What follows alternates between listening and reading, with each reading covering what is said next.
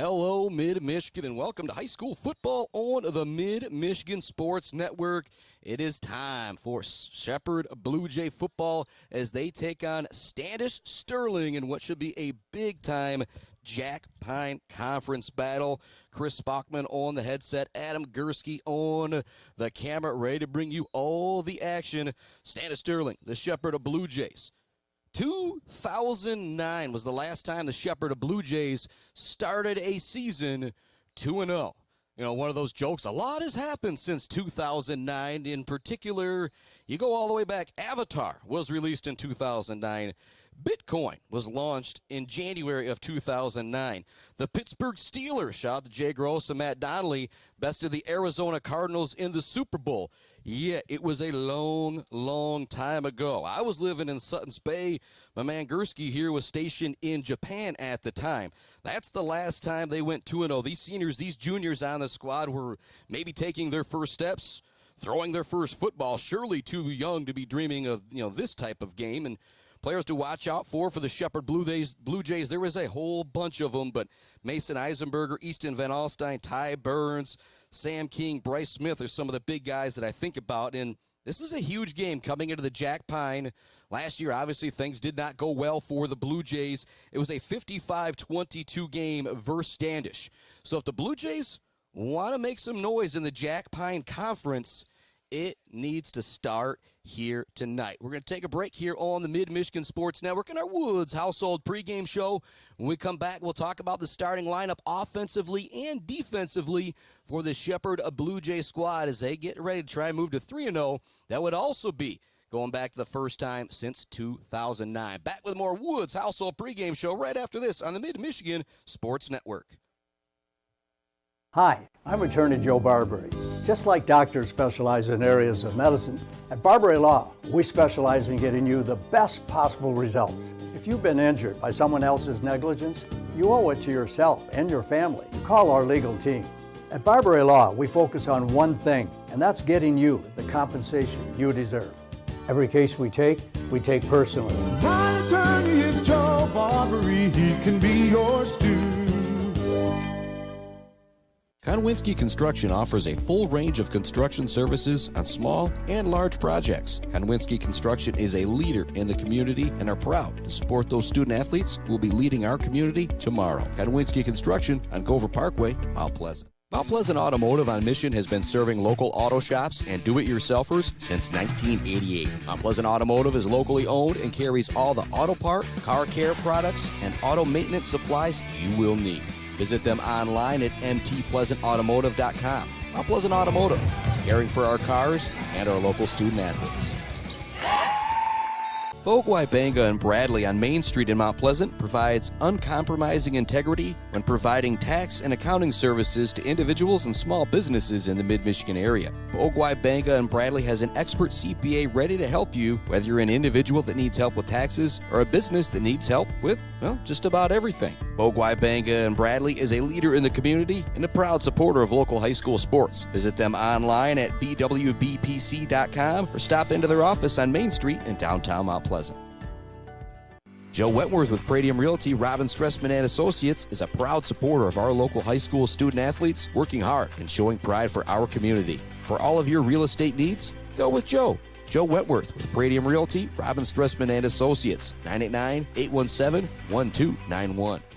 Martinez Lawn Care, just like our local football teams, can keep your yard looking good deep into fall, and we all know winter is coming. Call now to get on their snow plowing schedule. Find Martinez Lawn Care on Facebook or call them at 989-317-5536. Brickner and Bunker Farm Bureau Insurance Group is Mid-Michigan's #1 team for protecting what matters most to you. Home, auto, life, farm, business. They offer a wide variety of coverage at affordable rates with the customer service of a best friend. Visit Brickner and Buckner Farm Bureau Insurance Group on Pickard Road or visit them online at bricknerbunkerinsurance.com.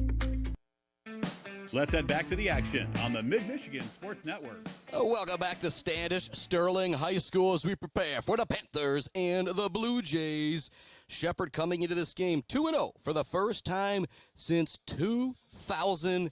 and 9. Panthers getting ready to come out. They got the cool banner they're going to come rip through. But as they do so, your boy is going to be talking about the Shepherd Blue Jays starting lineup offensively and defensively, and had a veterans coins toss moments ago, kind of day after 9/11 thing. Pretty cool to see. But I'm going to go through the starters on offense for Shepherd right now as the Standish Sterling Panthers are ripped through the banner. And you're going to hear a lot more than 11 here because they've got a number of different packages that they use that they will display tonight. And so on the line for Shepherd at left tackle, it's Chris Gall. At left guard, it is Nick Terwilliger. Center, Noah Judge. The right guard, Jared Myers. Right tackle, Mr. Braddock Payne. At wide receiver, it'll be Noah Clevenger and Bryce Smith and Brady Robinson. And then there's 4 tight ends for Shepherd that you'll see out on the field tonight. Anderson Sickles, Jacoby Polson, Sam King, and Charlie Robinson. In the backfield, it'll be Ty Burns and Easton Van Alstyne at running back, and at fullback will be Jace Deering. Could possibly also see Deering at some tight end as well. I wouldn't be surprised. And under center, the junior kind of stirs the drink is Mr. Mason Eisenberger. This is the Woods household, a pregame show. I also like to give some love to Gates Drilling and Service, our halftime sponsor. Bill's Custom Fab, the sponsor of our fabrication of the game. The Bird All-American Grill. And we'll have score updates from Clark Modular Homes, Brad Malley Well Drilling, and Malley Construction. And also much love to Weefrich Financial, the sponsor of our Zaid Batchelor Baller of the Game, along with Woods Household Appliance, our pregame show sponsor. Also love going out to J&J Auto, Blackcoat Pools and Spas, Konwinski Construction, Weber Brothers Sawmill, Mumford Oil and Gas Supply, ENS Graphics, Mount Pleasant Automotive, along with Bryce Updegraff, Pradium Realty, Robin Stressman and Associates, and Joe Wentworth, Pradium Realty, Robin Stressman and Associates. Kind of waiting to hear about the national anthem as you can see the band out there. And so we will send it out to one more break, and we'll come back with the opening kick. Shepherd, Standish Sterling, set to do battle. The Blue Jays looking to go 3-0 for the first time since 2009. Back with more right after this. Jenna Gates. And Kyle Gates here. We are the 5th generation with Gates Drilling and Service. We've been serving our friends and neighbors in Michigan since 1893. We have the latest and greatest well drilling technology, allowing us to put in wells where others can't. Lake lots and tight spaces are no problem. From our family to yours, thank you, and call at 989-772-7841 for all your well drilling and service needs. Gates Drilling and Service, where Gates goes, water flows. Bill's Custom Fab can handle any job you need, from large-scale steel building projects to fixing your favorite stainless serving pan. Bill's Custom Fab can weld and fabricate anything. Call today at 989-772-5817 or stop by on Gover Parkway in Mount Pleasant. Good luck to all of our local athletes from Bill's Custom Fab. The Bird in downtown Mount Pleasant, open every day but Sunday for lunch and dinner. Delicious pizza, the world-famous Bird Burger, handcrafted, fresh-baked subs, many apps, and much more. There's something for everyone at The Bird in downtown Mount Pleasant, where friends gather like family. The Bird, supporting high school sports in mid-Michigan for nearly 100 years. We have all seen this sticker, maybe in Mount Pleasant, Beale City, Ithaca, or Traverse City. There is a reason you see that sticker everywhere. That's because Dick Sova Auto Sales has been selling sharp used cars and trucks for 3 generations. Stop in to see the Sova family in downtown Shepherd for your next low-mileage, immaculate car and see why they're known for over 40 years of fantastic customer service. Or you can view their inventory now at DickSovaAutoSales.com. Dick Sova Auto Sales, selling sharp used cars and trucks and supporting sharp student-athletes. Powell Frame and Collision knows we all spend a lot of time looking out the windshield. So if yours gets cracked, dented, damaged, or destroyed, Powell Frame and Collision, along with their expert collision service, now offers expert auto glass replacement. Working with insurance, they can replace all makes and all models, including new advanced driver assistance system windshields. Mention you saw this ad and you can get $100 off of your windshield replacement. Powell Frame and Collision, downtown Shepherd. For over 4 decades, ENS Graphics has delivered confidence, trust, and peace of mind by providing their customers with expert service and using state-of-the-art technology. We all know in sports, what's on the inside counts the most. But when it comes to your business, school, organization, what's on the outside does matter. If your business needs anything printed, ENS Graphics can do it. If you want your club, team, organization to look good, ENS can help with that. They take your vision and make it their mission. ENS Graphics, a proud supporter of the Mid-Michigan community and their local athletes. Visit ENS Graphics at their location down in Ithaca or visit their website at esgraphics.com. ENS Graphics, printing all things physical.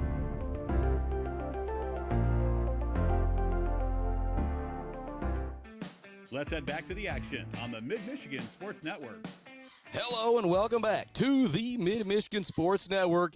Time for Shepherd Blue Jay football as they take on Standish Sterling. Frank Irvin is going to be out there to kick things off for the Blue Jays. They'll start off on defense. I went through that offense moments ago. On defense, it's going to be Bryce Smith, Sam King, Wes Cluley, and Easton Van Alstyne at linebacker. Across the defensive line, Chris Gall, Braddock Payne, Nick Terwilliger, and Jay Steering. In the defensive backfield, Ty Burns, Noah Clevenger, Brady Robinson, and Ty Hardepy. And yes, there was 12 there, but those are the main guys you're going to see all in the field for the Shepherd Blue Jays. Here comes the kick, takes a bounce, gets by the returner all the way down to the 5-yard line where they pick it up, trying to find some room to the far side. Closing in is Shepherd. Big hit out there. Wes Cluley, Easton Van Alstyne. An early report of the J&J Auto collision. Big time hit out there.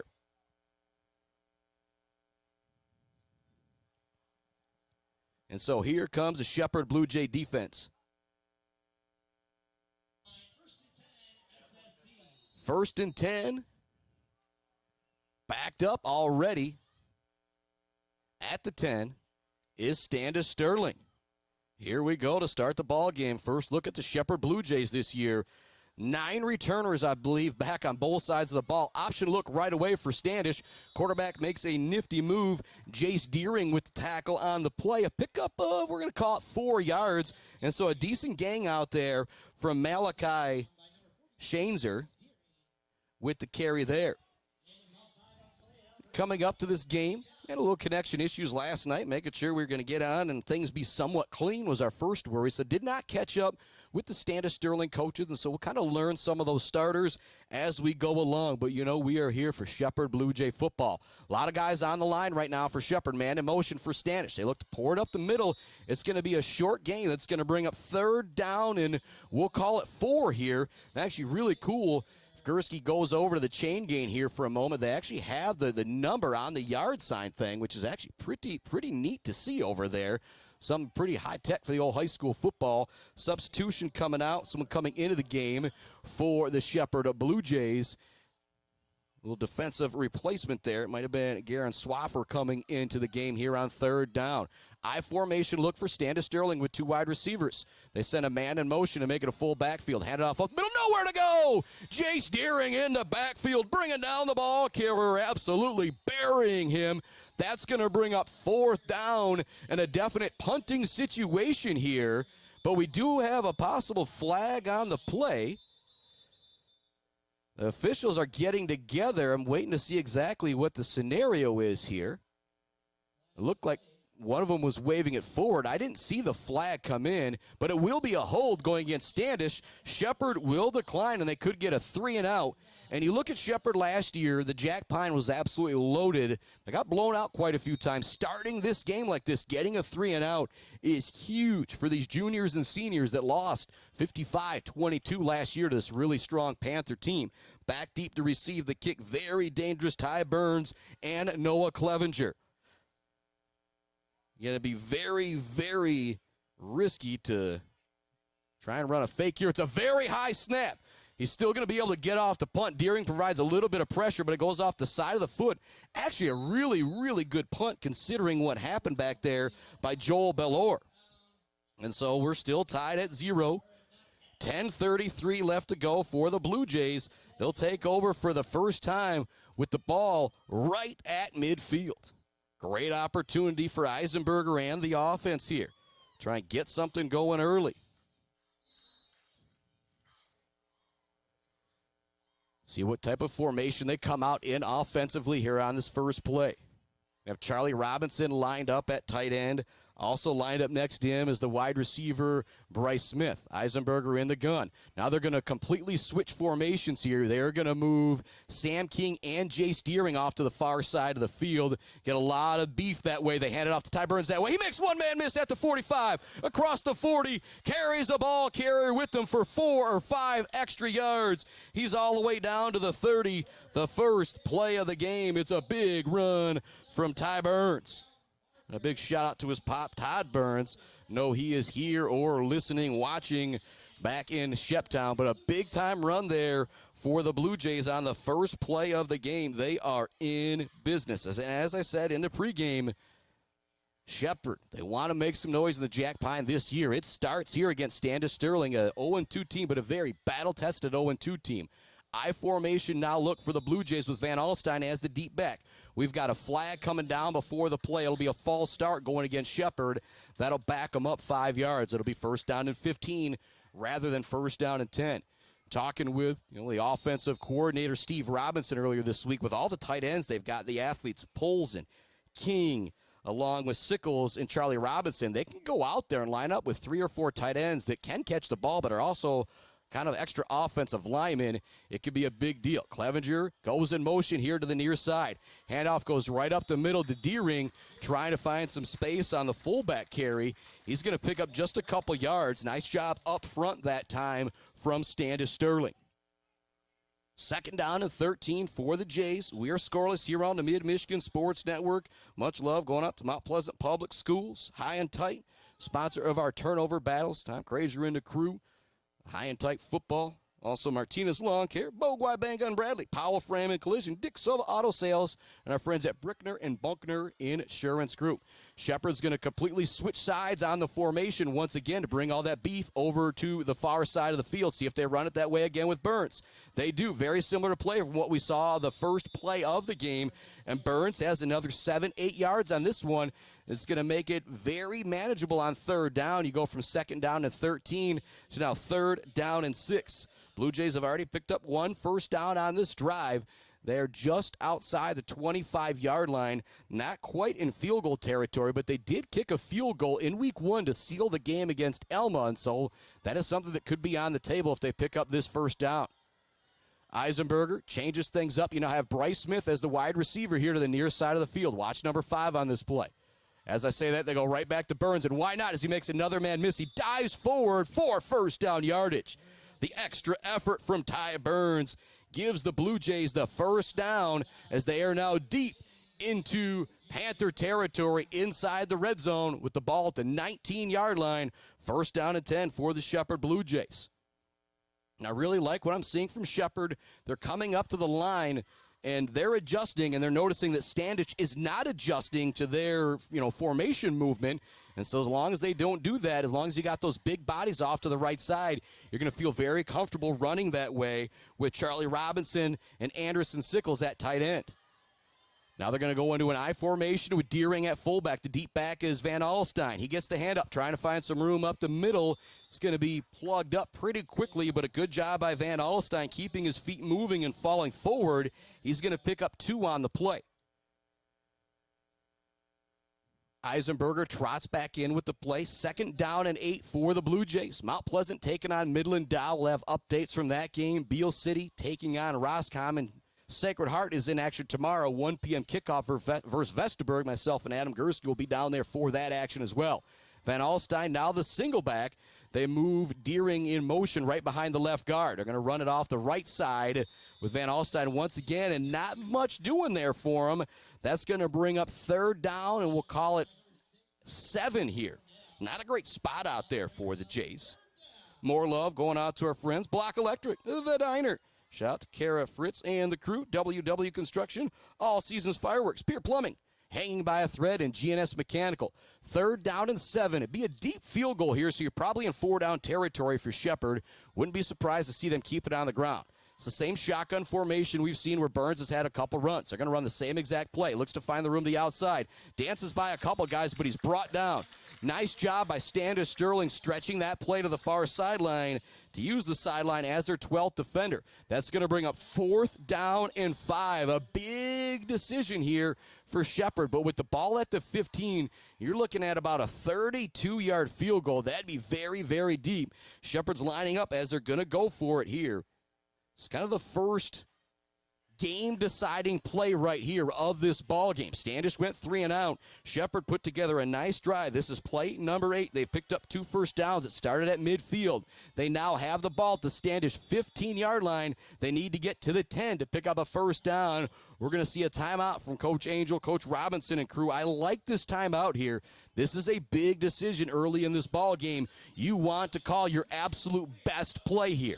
If you don't pick it up, you're still okay. It's not going to be that big of a deal as you will pin Standish Sterling back deep in their zone once again. But if you can pick up this 4th down, boy, it would be huge. And as we keep things right here, thanks to more of our great sponsors like Dance Again, Dress Consignment Shop in Wademan. Still need to get your homecoming dress? Well, have no fear. Kara Lynch and Dance Again is here. Stop out, see her in Wademan, and she can get you set up, everything you need to know. Here we go, 4th down and 5. Oh, they actually are going to try the field goal now. And again, this is going to be a deep one. They'll call it a 30-yarder. Frank Irvin out there trying to put some points on the board for the Jays. Here comes the kick. It's a line drive. It's good. What a kick from Frank Irvin. The 30-yard field goal. You don't see that a whole lot in high school football. The Jays go up 3-0. The timeout, the decision really pays off for the Blue Jays. We're going to take a break and be back with more Shepherd Blue Jay football right after this. Hi, I'm attorney Joe Barbary. Just like doctors specialize in areas of medicine, at Barbary Law, we specialize in getting you the best possible results. If you've been injured by someone else's negligence, you owe it to yourself and your family to call our legal team. At Barbary Law, we focus on one thing, and that's getting you the compensation you deserve. Every case we take personally. My attorney is Joe Barbary. He can be yours too. Mumford Oil and Gas Supply is your one-stop shop for top quality products and procurement in the Michigan oil and gas industry. With over 45 years of experience and a strong commitment to customer satisfaction, Mumford Oil and Gas Supply delivers the best solutions for your oil and gas production, drilling, and service needs. If you need it, Mumford Oil and Gas Supply can get it. Visit them on Fancher Day or give them a call at 989-317-8582. Welcome back to the action here on the Mid-Michigan Sports Network. The kickoff is fumbled again by Standish Sterling. This time they will get the return out to the 18-yard line, but again, not great field position for Standish Sterling. See if the Blue Jays defense can take advantage. Got the 3 and out in the first drive. Then they were able to move the ball a bit, pick up a couple first downs, and big Frank Irvin with the 30-yard field goal. Big time for the Blue Jays to get on the board first. They lead Standish Sterling 3-0 as Standish takes back over. 5:43 left to go in the first quarter. Another thing to think about, Jays took about 5 minutes off that clock. I formation look for Standish Sterling. They're going to pitch this one, trying to find some room to the far side. Get outside of Hardapee. There's Cluley with the tackle. Wes Cluley, great job tracking that one down from his linebacker position to bring down the ball carrier after a short gain. So again, those linebackers, it's Bryce Smith, Sam King, Wes Cluley. You'll also see Easton Van Alstyne out there, but not as much because he's one of the main running backs. Then in the defensive backfield, it's Ty Burns, Noah Clevenger, Brady Robinson, and Ty Hardapee. Across the defensive line, Chris Gall, Braddock Payne, Nick Terwilliger, and Jace Deering. Gall, Deering at the 2 defensive end positions can really cause a lot of havoc. The 2 of those guys actually switch sides right now defensively. Here comes the first throw for Standish Sterling. Rolling out, Deering applies some pressure, throw it over the middle. Hardapee gets in the way of the receiver, almost gets his hands on it. It's going to be incomplete. Excellent defense right there. The pressure from Jace Deering and also Hardapee. He actually jumped the route in front of the receiver. The throw was a little too high for him to try and bring it down. Really love the play right there defensively from Shepherd. There was nowhere to go with the football. The quarterback on the rollout didn't really have the run option that he would want because Deering was there. And then you make the throw, and Ty Hardapee is all over the would-be wide receiver, Cooper Markle. Going back under center is Shanezer. Man in motion, I formation. Look, here comes another throw for Standish. Looking for the tight end. There's pressure. They throw it up. The tight end is behind the defensive backs, but the throw is a little too far. King and Burns were beat just a little bit as Vance Stakazinski got behind the defense, but the throw was just a little too long. That's going to bring up another punting situation for Standish Sterling as you've got 4th and 8. But again, the problem is if you're near midfield, you maybe even think about going for it, but you're all the way backed up to your own 20-yard line. Back deep to receive. Clevenger, Burns. Out there for the kick is Belor. It's another really high snap.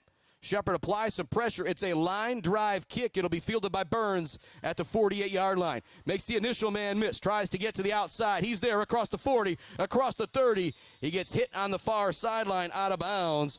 But a really great punt return right there from Ty Burns. Ty Burns, the junior, was up on varsity as a freshman. He has a whole lot of experience, and he's showing it here in the early going. Looking really good running the football and carrying the football. The Blue Jays are going to start this drive at the Standish Sterling 27-yard line. Field position playing a big factor right now. Standish just started at their own 10, their own 18. Shepard at midfield, and now the Standish 27-yard line. In the gun is Eisenberger. Lined up with him in the backfield is Easton Van Alstyne. Motion a man back there. It's Deering. They're going to hand it off to Van Alstyne. He's looking for some room to the far side. He's got it. Big carry. It's going to be first down yardage for Van Alstyne. The Blue Jays controlling the line of scrimmage right now against Standish Sterling, something they haven't been able to do the past few years, but give that credit. Gall, Payne, Terwilliger, Deering on defense, and offensively up front, Gall, Terwilliger, Judge, Myers, Payne looking really strong for the Blue Jays as they've got it first down and 10 at the Standish Sterling 15-yard line. 4:40 left in the first quarter. The Blue Jays lead it 3-0 on the Nick Irvin field goal. Shotgun look, a whole bunch of tight ends out there, and a wide receiver is Bryce Smith. Smith is going to motion to the left of Eisenberger to the near side of our camera angle. Same formation. We've seen Burns carry it a lot here. He looks to find that edge. He's going to pick up 6 or 7 yards on the outside, it'll look like.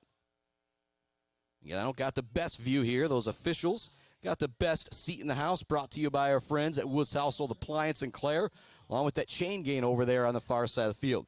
2nd down and 5, we will call it. So big gain there on first down. Burns is now going to come out of the game. Van Alstyne back in to replace him. Out there at tight ends, Charlie Robinson, it's Sam King and Jace Deering. I also have Sickles out there as well. You have Deering lined up at fullback and then 3 tight ends out there. A big set for the Blue Jays here. Send a man in motion. Hand it off to Van Alstyne. Looking to find some room up the middle. He barrels over a tackler. Woo-hoo, boy. Van Alstyne, the offense there with the J&J Auto Collision Report. That'll be first down and goal for the Blue Jays on the big-time run from Van Alstyne. First down and goal from just inside the 10-yard line. Clock is ticking with 3:30 left to go in the first quarter. The Jays are really moving the football here.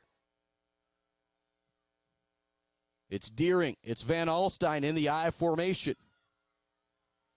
Man in motion is Sickles. Looks like it could be the same play we just saw. It is. Handoff up the middle. This time the defense standing up a little bit there. It was Colin Hilnka with the tackle there. Just under 3 minutes remaining here in the first quarter. Shepard leads it.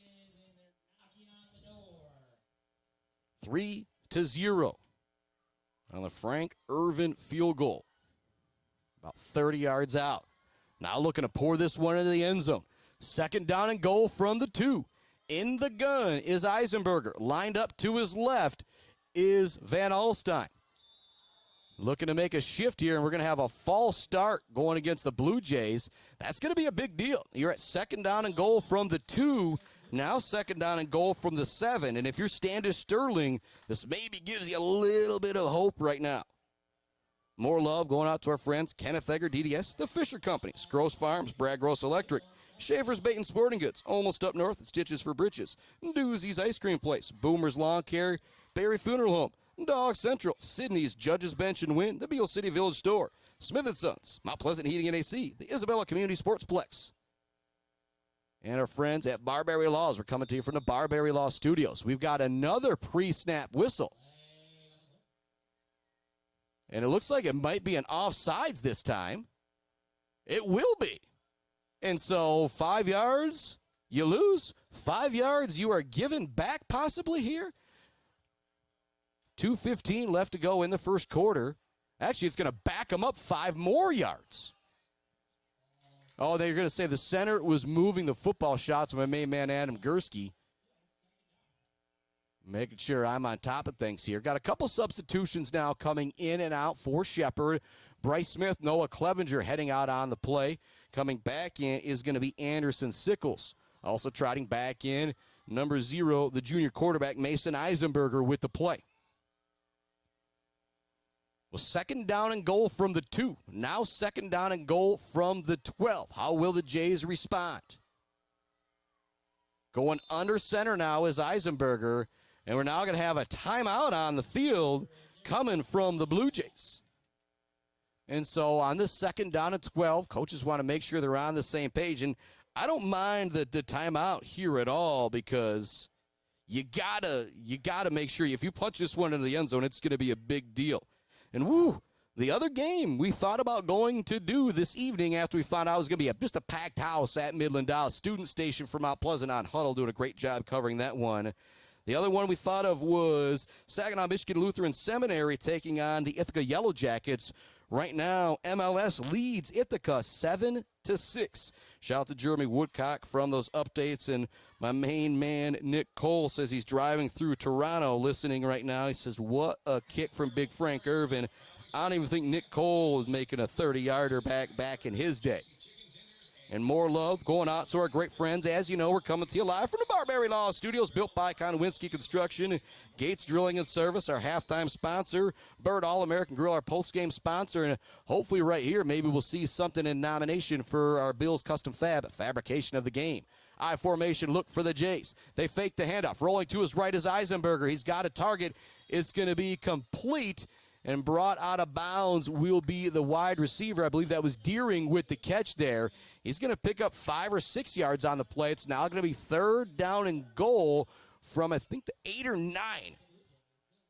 Again, best view in the house brought to you by Woods Household Appliance. It is those officials right on top of things. It will be third down and goal from the 7. Clocking stopped right now with 1:28 left in our first quarter. We're seeing Shepherd kick the field goal moments ago. If they don't pick this up or get it really close, wouldn't be surprised to see Frank Irvin back out there. Shotgun look. They're going to switch things up. Ty Burns has done really well running off the right side with King, Robinson, and Deering as lead blockers. It's a high snap. Eisenberger gets it down to him. Burns looking to pour it up the middle. Waiting for the signal. Touchdown! Ty Burns and the Shepherd Blue Jays. He pours it in from 7 yards out on the 5th, 6th play of the drive there. But it's a TD for Burns, and things have gone pretty quiet here on the side of Standish Sterling Central as it's now a 9-0 Shepherd Blue Jay lead. Irvin back out there for the extra point. Actually, no. Are they going to go for 2 here? They're at least going to line up in a goofy formation here to see if they think about going for 2. Kind of see what the lineup is. Now it looks like everybody's going to switch back into the kicking formation there. And seen that quite a bit over the years from time to time. Teams just want to see if you're going to give them that numbers advantage over there on that one side. If you do, they'll take advantage. Kick is up from Irvin. It is good. 10-0 Blue Jays in the lead over Standish Sterling. Back with more Shepherd Blue Jay football right after this on the Mid-Michigan Sports Network. Weefridge Financial knows it can be incredibly overwhelming to navigate the world of financial planning. With trusted guidance and easy-to-understand advice, you can feel comfortable in your financial future with Weefridge Financial. Weefridge Financial assists people in all stages of life with a specialization in retirement and investment planning. Experience the power of working with an advisor dedicated to your success. Visit WeefridgeFinancial.com. Visit them in downtown Mount Pleasant. Call or text 989-953-7888. Weefridge Financial, member SIPC. The Bird in downtown Mount Pleasant, open every day but Sunday for lunch and dinner. Delicious pizza, the world-famous Bird Burger, handcrafted, fresh-baked subs, many apps, and much more. There's something for everyone at The Bird in downtown Mount Pleasant, where friends gather like family. The Bird, supporting high school sports in mid-Michigan for nearly 100 years. Let's head back to the action on the Mid-Michigan Sports Network. Welcome back to it here on the Mid-Michigan Sports Network. 10-0. Shepherd Blue Jays in the lead over Standish Sterling. Ty Burns with a 7-yard touchdown run. He's probably already about 50 total yards here in this first quarter. Let's say 6-7 carries near that 50 yards. Standish Sterling has had it at their own 10 and their own 18-yard line. They've had trouble fielding the kick. They've got to do it better here. Shepherd has started with the ball at midfield and at the Standish Sterling 27-yard line. Standish Sterling has ran a total of 6 plays, 2 3-and-outs. The Blue Jays have ran 13 plays, have 4 first downs, and those 10 points on the board to show for it. Here comes Irvin with the kickoff for the Blue Jays. Boots it right down the middle of the field. It's going to take another bounce. The returner does pick it up on the run this time on the first hop. He's got some room across the 35 before he's brought down. Solid return out there for Standish Sterling. It was Jay Roper on the turn. This will be the best starting field position for Standish Sterling tonight. They're going to start with it at their own 38-yard line. This is a monster drive for Standish right here. If you're not able to move it, ball near midfield, it could end up being a long, long night going up against this Shepherd Blue Jay defense. Deering Gall lined up at defensive end for this first down and 10 play. Going under center, couple wing backs, we could call them wide receivers and a fullback out there. They hand it off, no room up the middle. Bryce Smith there with the tackle. Talking with Coach Angel, a little preseason preview. Him and I were both kind of gushing about Bryce Smith, how he's just that Shepherd guy. When you think about Shepherd, Bryce Smith is the kind of kid you think of. Works hard. I don't know if he drives a truck, but I'd probably put money on it. He's rocking the boots to the practice every day and just comes in and busts his butt, and also plays all 3 sports: football, basketball, baseball. Under center once again is the quarterback. Rolling out to the right, looking to throw here to the near side. Under pressure, Gall is there. Terwilliger is there to bring him down. Also, Braddock Payne looks like he's in on the tackle. 3 Blue Jays in the backfield to bury the quarterback to make it 3rd down and a mile for Standish Sterling. What a defensive performance from the Jays here in quarter number 1. 15 seconds left to go. And if I'm Standish Sterling, I am letting this clock run out. Let's move to quarter number 2 and hope something else is going to happen, because, boy, quarter number 1 has not gone your way. And it does look like they're going to let the clock run down.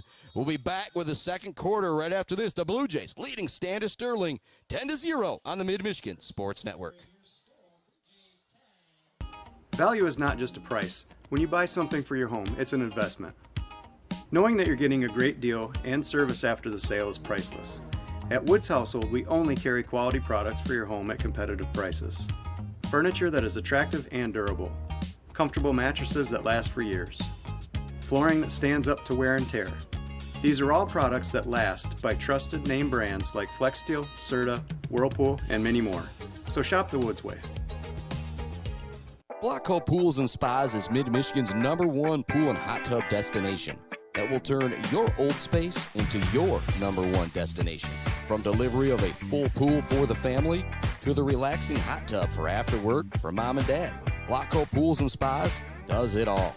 Stop by their showroom on Remus Road to check out their beautiful selection of hot tubs and learn how you can build the pool of your dreams.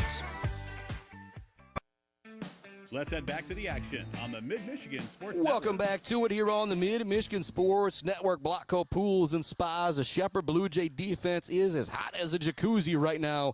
Big sack on second down. Has it 3rd down and 16 for Standish Sterling. Terwilliger, Payne in the backfield along with Chris Gall to bring down the quarterback for that sack. looking to throw once again. They're going to whip it downfield. Hardepe's out there with defensive coverage, incomplete. Nobody really in the area of the wide receiver. Great defense from Hardepe on the sideline. It looked like Shanezer was expecting the wide receiver, Markle, to maybe break it back in at some point, but Hardepe just kind of held his ground and just kind of held him on the sideline, per se. 4th down and 16. Standish, 3 and out, 3 and out. 3 and out once again, and this time they started it with it at their own 38-yard line. The Shepherd Blue Jay defense, they gave up 7 in week 1 to Elma. They gave up nada last week, and here comes a block punt. Bryce Smith gets back there to get his hands on it. It's also recovered by Shepherd as well. Bryce Smith with the block. Easton Van Alstyne with the recovery. The Blue Jays are in business. They will start with it at the Standish Sterling 15-yard line. And you think about that Bills custom fabrication of the game.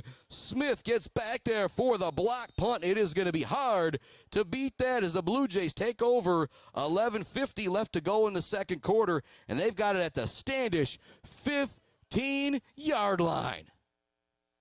Under center is Eisenberger. I formation look with Van Alstyne and Deering behind him. Clevenger goes in motion from his wide receiver position. A little bit of a tighter split now. They fake the handoff. Rolling out. Eisenberger looking to throw. He's got a man downfield. It's King. It's just a little too tall as King looked to track that down. A really nice play call, though, from the Blue Jays coaching staff. David Angel and Steve Robinson and the crew got the open receiver. Eisenberger had to try and make that really tough throw on the run. It falls incomplete. 2nd down and 10 for the Shepherd Blue Jays at the Standish Sterling 15-yard line. 11:43 left to go in quarter number 2. The Jays lead it 10-0. Much love going out to friends. Malley Construction, Brad Malley Well Drilling, Clark Modular Homes, Weefrich Financial, Woods Household Appliance, the Bird All-American Grill, Bill's Custom Fab, Gates Drilling and Service, and Barberry Law. Split backs on each side of Eisenberger. Hands it off, trying to find some room up the middle is Van Alstyne. We've got a flag on the play as Van Alstyne goes into the end zone. This one's probably going to be coming back. It will be a hold going against Shepherd that'll back him up. It didn't hurt him last time. Ended up being Ty Burns with a 7-yard touchdown run. But this will be probably 2nd down and 20 once they reset things. Actually, no, it'll probably be 2nd down and 15 as the hold did occur a couple yards down the field. Van Alstyne did get into the end zone there, but it was called back in the student section over for Shepherd. Kind of did the old baby powder thing. I blame LeBron James for that. And what they don't realize they're doing is just dusting everybody else up there. You can see the cloud going across the rest of the Shepherd Blue Jay faithful that have made the trek up here to Standish Sterling, which myself and Adam Gursky found out kind of a drive through nowhere. We ended up getting off on Rosebush Road and going up through Rosebush, through Leeton, over by Beaverton, and not an exciting drive. I will make that joke, but the Blue Jays are making it worthwhile as they lead it 10-0 with 11:36 left to go in quarter number 2. 2nd down and 12 for the Blue Jays. In the gun is Eisenberger. They're now going to switch things up. He will go under center with an I formation behind him. Clevenger in the slot to the near side. They fake the handoff. Eisenberger wants to throw. He's got a man. It's caught by Clevenger. Dives for the end zone. Touchdown Blue Jays. Actually, it wasn't a dive. He bulldozed Shanezer. Clevenger with the TD. Eisenberger with the toss. And the Blue Jays go up 16-0. You heard me talk about it this week. I said it in the post. This will be the biggest test of the year for Shepherd. And right now, they are making mincemeat out of the Panthers. 16-0, Shepherd with the lead. Clevenger from Eisenberger. Shepherd coming out the same goofy type formation, I will say, to see if they've got the numbers. They don't. And what they want to do is, if Charlie Robinson is able to catch and run with more blockers than defenders in front of him, that's what they'll do. We've now got a flag on the play that will go against Shepherd for some type of illegal formation or movement or something like that. And that is the one thing that could happen when you're running a play where you've got so much movement. Everybody needs to make sure they're set at the right time and all that good stuff. It's actually going to be a delay of game going against Shepherd, which didn't really necessarily seem like it was all that long, but with the power that we saw from Frank Irvin in the 30-yard field goal, this one will essentially be a 25-yarder. We'll see if Big 51 can crank this through. Out there for the hold is Bryce Smith. Kick is up, and it's good. What a start for Shepherd. There's 11:27 left to go in the second quarter. The Blue Jays lead Standish Sterling 17-0. Back with more right after this. Brad Malley Well Drilling has proudly served mid-Michigan since the early 1990s. We are family-owned with 3 licensed drillers and over 100 years of experience. We specialize in 5-inch PVC water wells and systems ranging from 2 to 12 inches.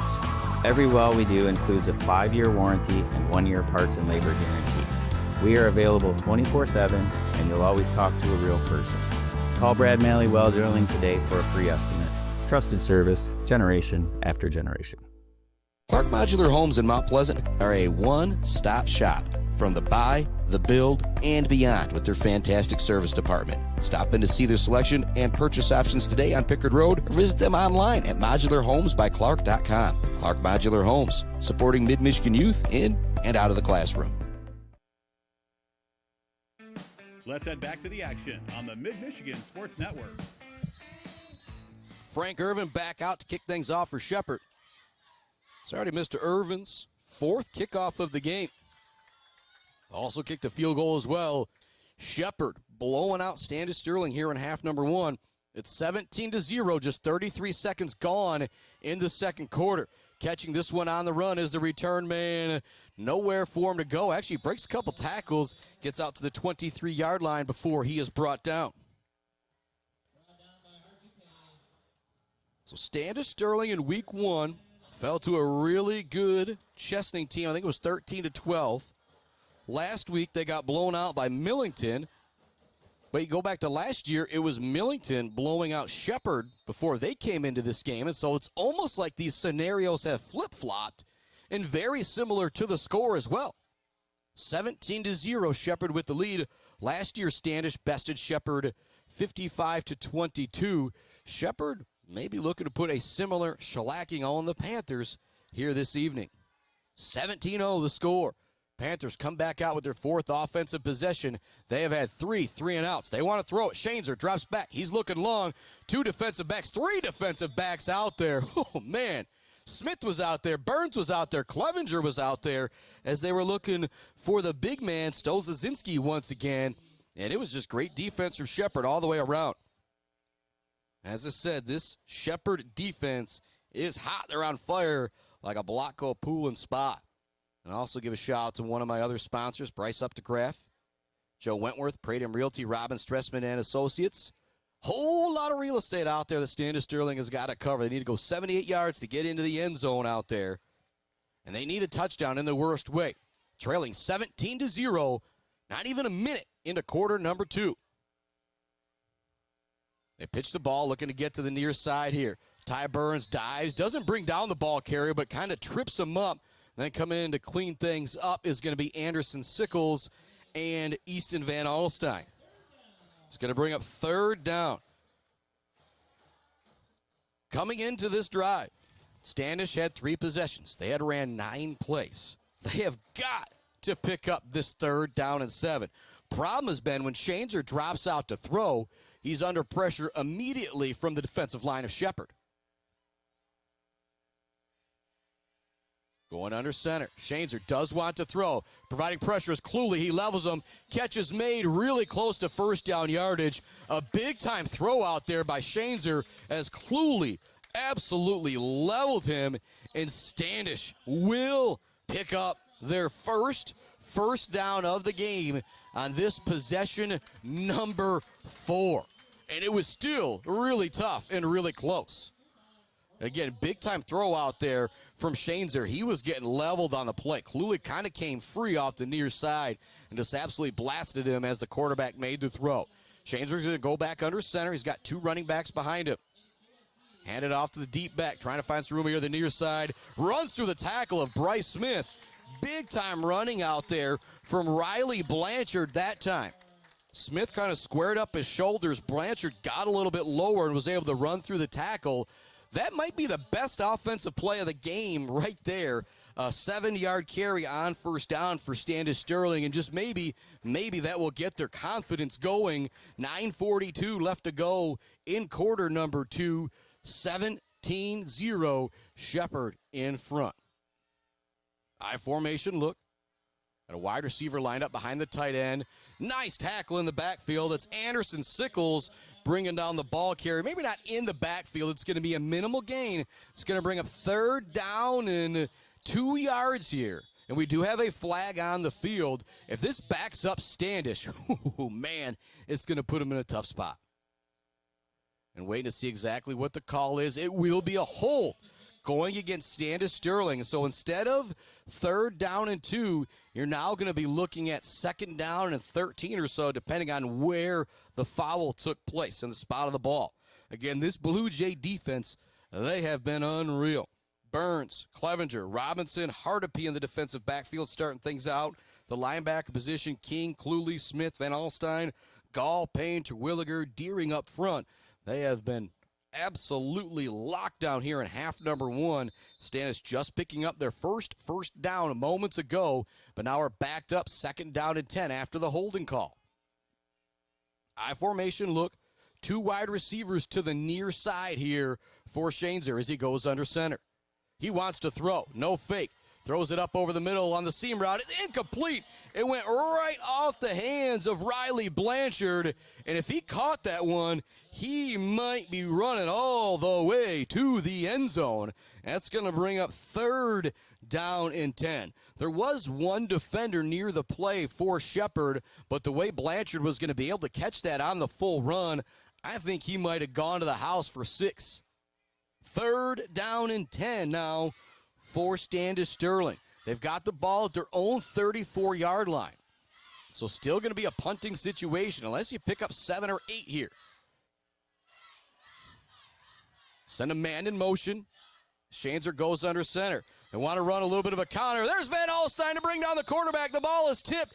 They're going to say he was down on the play, though. If it would have been a fumble, Cluley would have been picking it up going to the house. But Van Alstyne in the backfield for the sack to bring up 4th down and long. They're actually going to say it was incomplete. Ooh. But again, best seat in the house, best view in the house, brought to you by Woods Household Appliance. It is our friends, the officials down there. Another score update brought to you by our friends at Malley Construction, Brad Malley Well Drilling, and Clark Modular Homes. The end of the first quarter, Beale City leads Roscommon 28-0. More pressure applied on this kick. They will get it off cleanly. It's fielded by Clevenger just inside the 40. Gets to the near side here. Gets a block. Is going to go out of bounds at the 45-yard line. The field position that Shepherd has had this evening has been unbelievable.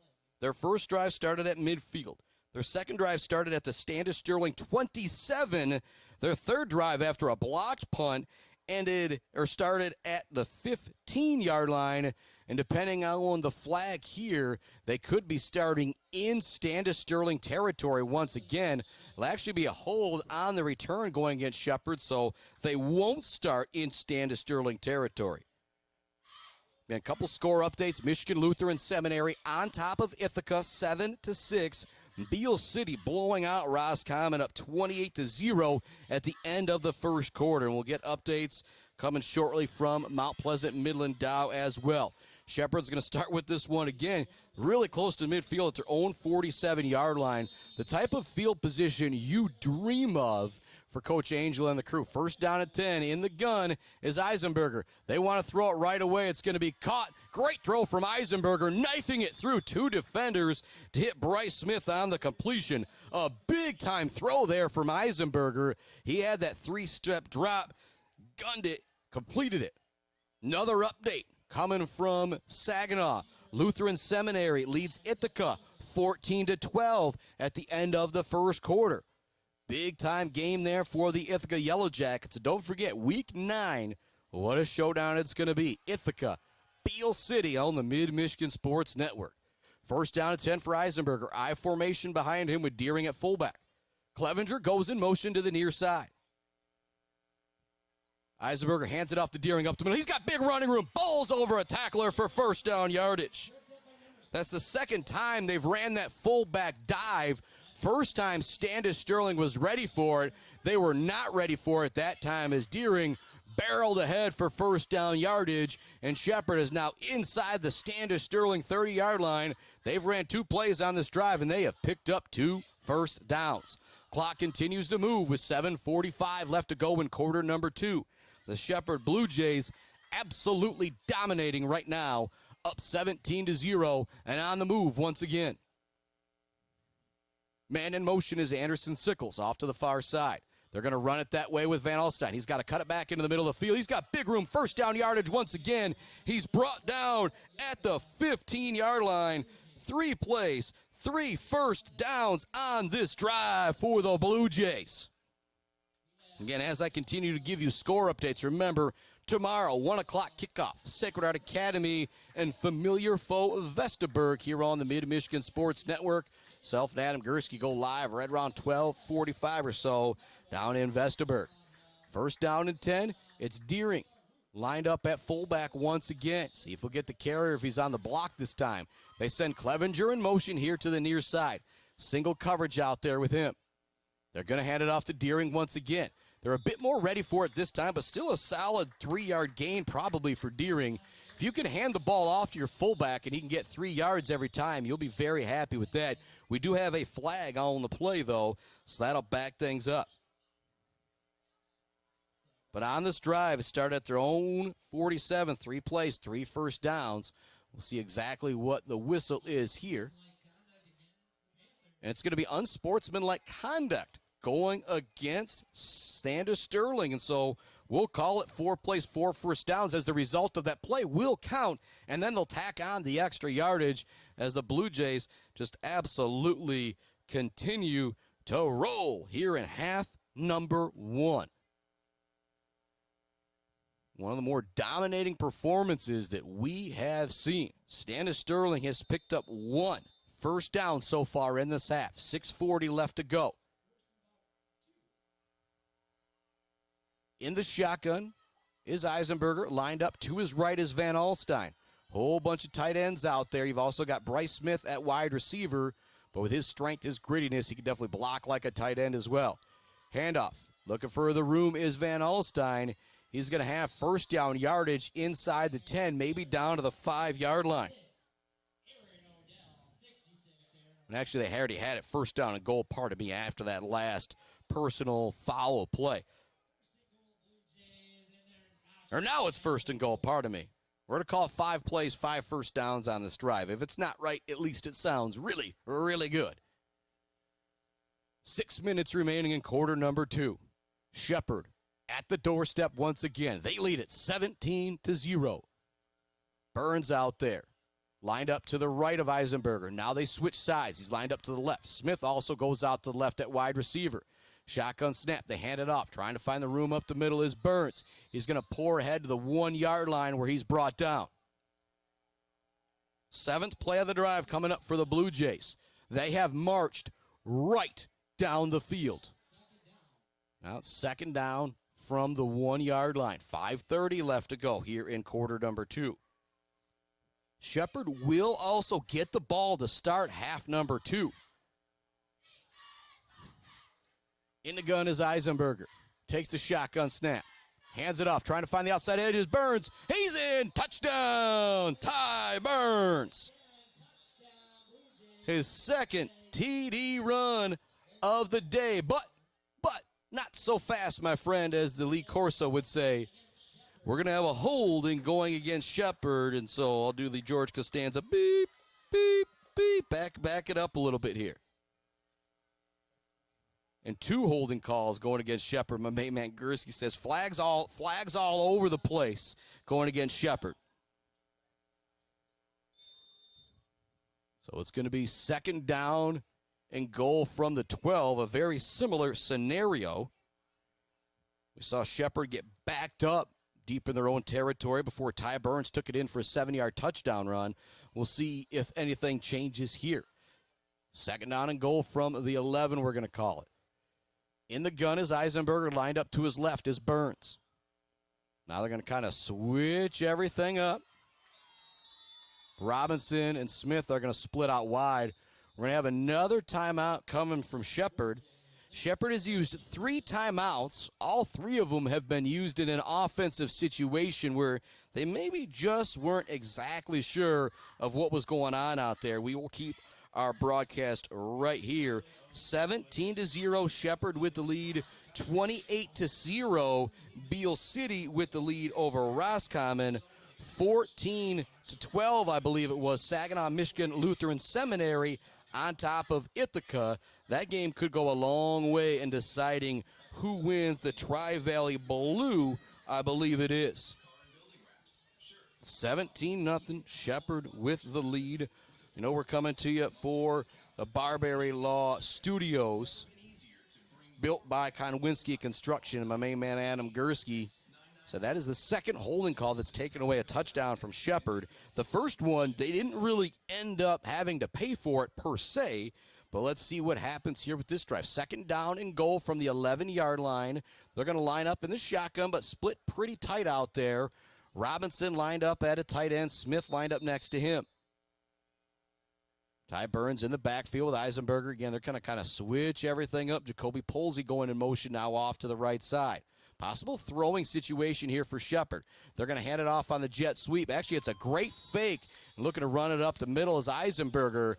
I was faked out. The defense wasn't faked out as they faked the handoff to Brady Robinson on the jet sweep. Eisenberger looked to pour it up the middle. He goes nowhere, actually. It's going to be 3rd and goal from the 11 now. And we saw the field goal from Irvin earlier. You're up 17. It's 3 scores. The kick will still keep it 3 scores at 20. And so it could be interesting to see what Shepherd does here if they do face the 4th down and goal situation. It's Van Alstyne in the shotgun. Well, with Eisenberger. Throw it out here to the near side. It's going to be intercepted right near the goal line. Eisenberger just kind of threw that one up, and it's going to be an interception at the goal line for Standish Sterling. A big-time play out there defensively. So Standish will take over 1st down and 10 at their own 20-yard line with 4:31 left to go in the first half. And so that holding call does end up negating that touchdown. Something to remember. Shepherd was in the end zone on that drive, but they're not able to take advantage. But now, if you're Standish, you got to start at your own 2-yard line. And the way Shepherd's brought the pressure, they could possibly be looking at a safety here. Looking to get that outside edge is Shaneser. He's going to bring it out to the 8 or 9-yard line before he is brought down. And for those of you watching, you know, as the lights go on here and kind of shine on the window, our scoreboard camera is going through the window. That's really the only way we could put it on there. If things get a little bit more wonky, we will shut it off, and I'll continue to give you the time and the score a little bit more. 4:23 left to go in the second quarter. 2nd down and 3. Ball at the 9-yard line for Standish Sterling. Clock stopped as the ball carrier went out of bounds. Shaneser wants to throw it out to the running back. It's going to be complete. That was a dangerous throw because it was behind him. If the receiver doesn't come up with that, that's a loose ball. See if they got anything on the play. It may have actually been a loss on the play. They will lose a yard or 2 on the completion. 4:05 left in quarter number 2. 3rd down and 5 for Standish Sterling, backed up at their own 9-yard line. This is their 5th possession. They have 1 first down. Shepherd's 4 possessions. They've moved it every time. Just the last one, they weren't able to get into the end zone on the interception. Got some whistles blowing out here. We've got a timeout coming from Standish Sterling. Big play here, a good decision on the timeout if you ask me, because you're facing this 3rd down and 5. If you punt it back to Shepherd, they don't have any timeouts left, but there's still a lot of time left on the clock. If you're able to pick up this 1st down, you don't worry about Shepherd getting into the end zone again before this half. And similar to the way the first quarter went, the way this first half has gone, if you're Standish Sterling, you just want to get to the locker room. Maybe the coaches have seen a couple adjustments out there to make, and they can make them. 3:37 left to go in quarter number 2. 17-0 Shepherd out in front. 3rd down and 5 facing Standish. Think about the Bills' custom fabrication of the game. They had some big plays out there, but my main man Bryce Smith with the blocked punt. You just don't see a lot of blocked punts out there, and it's always just a really, really exciting play. Shanezer and the Standish Sterling offense trot back out for this third down play. Payne, Deering, Gall to Williger along that defensive line, looking to cause havoc on this third down play. They hand it off to the fullback, looking to find some room up the middle. They ain't going to go anywhere. Maybe a yard on the play. It will bring up fourth down. And again, where Standish Sterling is backed up, they're going to have to punt this one away. 4th down and 3. And so Standish started the game with a 3-play drive. Second drive was a 3-play drive. Third play was a 3-play drive. Their fourth drive, they were able to run 7 plays, but ultimately ended up having to punt it away. Van Alstyne with a big sack on that drive. This one they started at their own 2-yard line. They can't get out of the shadow of their own goalpost. They'll have to punt it away from their own 9. And Shepard's provided great pressure on each punt. Almost blocked out there by Van Alstyne. It's going to roll out of bounds. It doesn't give a chance for Burns to pick it up. And so it remains 17-0. Shepard has the ball back. And again, in Standish Sterling territory, the field position for the Shepard Blue Jays has been unbelievable all game long. Matter of fact, if you think about Standish, you could essentially say they've really only had one drive where they've had an opportunity. First and second drive, because of some mishandled kickoffs, started at their own 10 and own 18. The third drive wasn't in bad spot at their own 38. Fourth drive at their own 22. Then their fifth drive at their own 2-yard line. It's great field position control from the Blue Jays here in half number 1. They lead at 17-0. Handoff to Van Alstyne. He's got big room up the middle. Dives forward. The ball is loose, but they're going to say he was down on the play. He dove forward, kind of reached out a little bit with that football. And so it will be an 8-yard gain, 7-yard gain for Van Alstyne on the play. But if you're Coach Angel, you're telling him no pointer reaching the ball out on that one. Clock is moving. Shepard does not have a timeout left here. 2nd down and 3. 2 running backs in the backfield with the quarterback Eisenberger. Split out wide. To the far side is Bryce Smith. They hand it off to Burns, looking for room. He may have gotten first down yardage with the extra effort. Nope, it's going to bring up 3rd down. Beller with the tackle on the play. 3rd down and 1. 1:55 left to go. The clock continues to move here. Shepard not in much of a hurry. Maybe wait to see if they get this first down and take a couple shots towards the end zone as we close in on our Gates Drilling and Service halftime report. Sam King goes in motion. Now Anderson Sickles. Going to run it towards Sickles' way with Van Alstyne. He's got first down yardage. Looks to spin around a defender. Nice open field tackle out there on the play for Standish Sterling. That was a really nice tackle from Ty Turney, but it will be first down yardage for Van Alstyne. Shepard has it just outside the 30. 1:20 left to go. Clock didn't really stop at all there to let the chains get set. Shotgun look for Eisenberger. He's got Deering to his right at fullback. Going to have a false start on the play. Shepard's going to have to back it up 5 yards and try it again. They were looking to go to the air here, and if you listen to me often, you know I'd be a horrible football coach.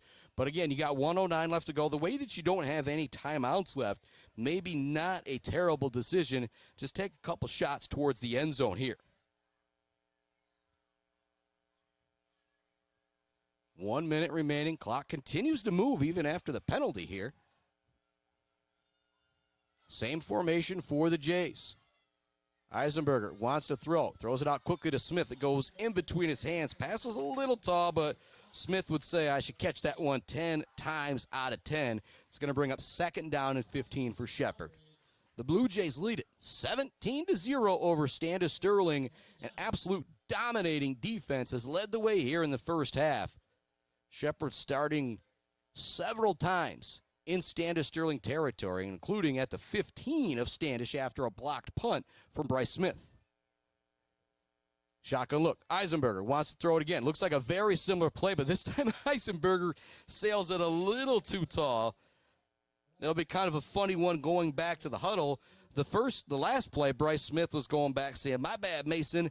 This time, Mason's going back saying, my bad, Bryce.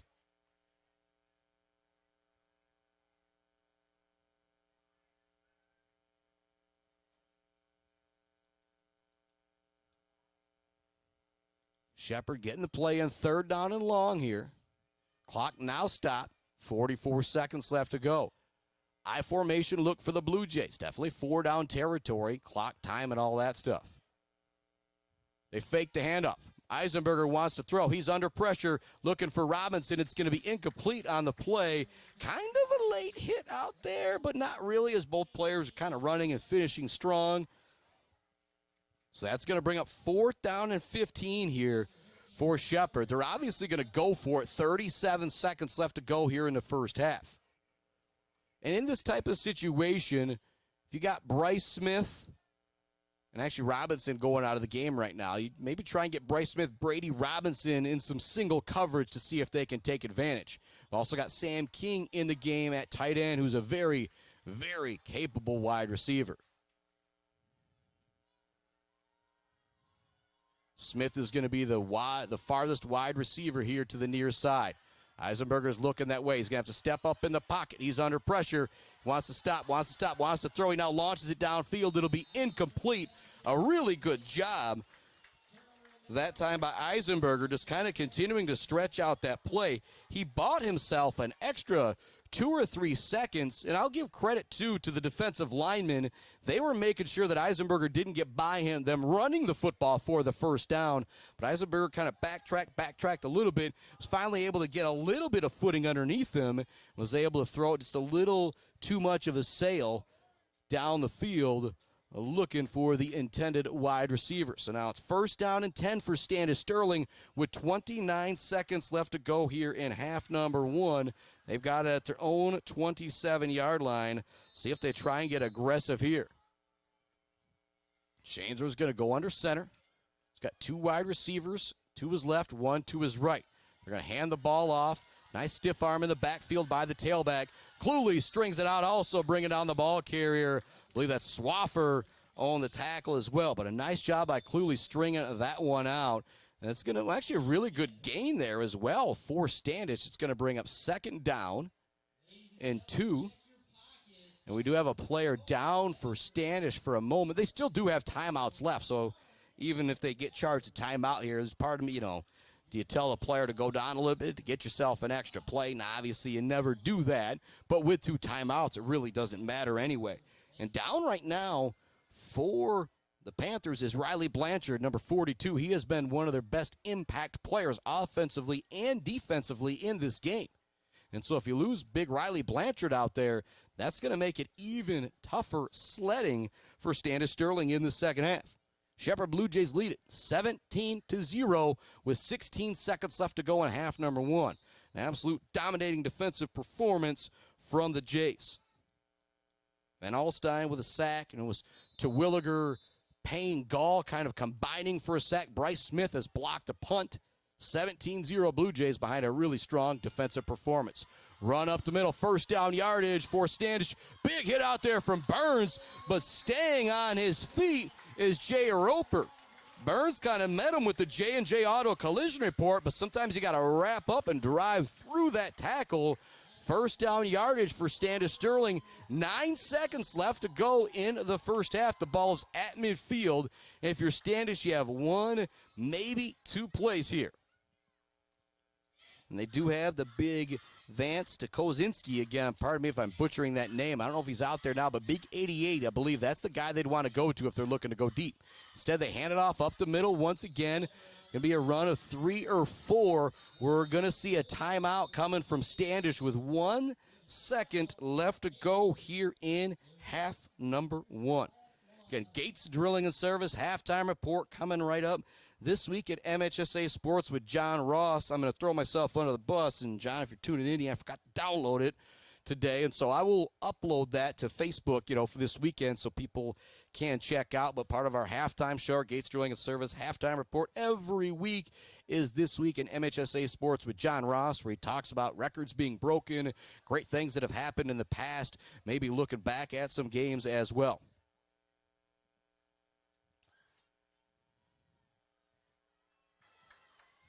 (17-0) the score. Shepherd on top of Standish. 1 second left to go. See if Standish tries to go deep here. Going under center once again is Shaneser. He's got one wide receiver split out wide to his right. Kind of two up backs. You call them wide receivers are lined up that way. Pressure in the backfield. Bryce Smith brings down the quarterback to end the first half. Woo! He got back there quickly and absolutely leveled the quarterback. It's a sack from Smith to end the first half. 17-0. Shepherd with the lead at the end of half number one. What a dominating defensive performance from Shepherd. Think about this. Through 10 quarters, the Shepherd Blue Jays have given up a total of 1 touchdown. That was to the Elma Panthers back in week 1. Time for a break here on the Mid-Michigan Sports Network. Again, when we come back, we'll have some more halftime score updates for you.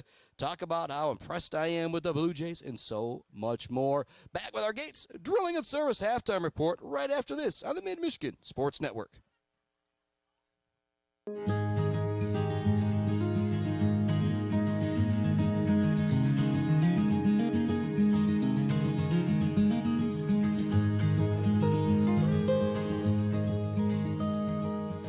Hey guys, it's Tanya from Clark Modular Homes. I'm here to talk to you today about who we are and what we do. Clark's opened in 1983 and has been centrally located right here in Mount Pleasant, Michigan. We have one of the largest display centers with around 12 to 15 homes on display all year round. We have a fully experienced staff. We also have an in-house project manager who can pull our permits and coordinate our job from start to finish. We are proud to have an A+ rating with the Better Business Bureau. We are our own contractor, making it a one-stop shop for you for your home building needs. As the owner would say, we can do it all.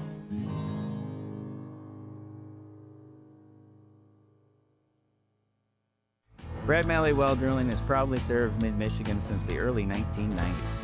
We are family-owned with 3 licensed drillers and over 100 years of experience. We specialize in 5-inch PVC water wells and systems ranging from 2 to 12 inches. Every well we do includes a 5-year warranty and 1-year parts and labor guarantee. We are available 24/7 and you'll always talk to a real person. Call Brad Malley Well Drilling today for a free estimate. Trusted service, generation after generation. Weber Brothers Sawmill has been in the sawmill and logging business since 1950. Weber Brothers Sawmill buys standing timber and logs all over central and northern Michigan with National Hardwood Lumber Association certification. You can be assured of a professional job, from the marking and cruising of your woods through the harvest. Weber Brothers Sawmill is a proud supporter of our local high school student athletes. Blockco Pools and Spas is Mid-Michigan's #1 pool and hot tub destination that will turn your old space into your #1 destination. From delivery of a full pool for the family to the relaxing hot tub for after work for mom and dad, Blockco Pools and Spas does it all. Stop by their showroom on Remus Road to check out their beautiful selection of hot tubs and learn how you can build the pool of your dreams. J&J Auto in Wademan is Mid-Michigan's elite automotive repair shop. J&J Auto offers complete collision repair and mechanical repair. Stop by on Wademan Road or call them today at 989-644-8908. J&J Auto, proud supporters of high school student athletes. Pure sportsmanship is the most important thing in high school sports. When it comes to your home or business, Pure Plumbing just might be the most important thing. If your plumbing isn't pure, don't worry, no one needs to see the other angle. For Pure Plumbing, call 989-644-8928 or visit mipureplumbing.com. Block Electric Company in Wademan has been powering Michigan for over 30 years. There's no job too big or too small for Block Electric Company, like an entire school or something simple at the home, like making sure the outdoor lighting thermostat, or ceiling fan is installed professionally. Block Electric Company is a proud supporter of local schools and high school student athletes learning skills in and out of the classroom to lead our communities tomorrow. Good luck to all student athletes from Block Electric Company, and go Aggies.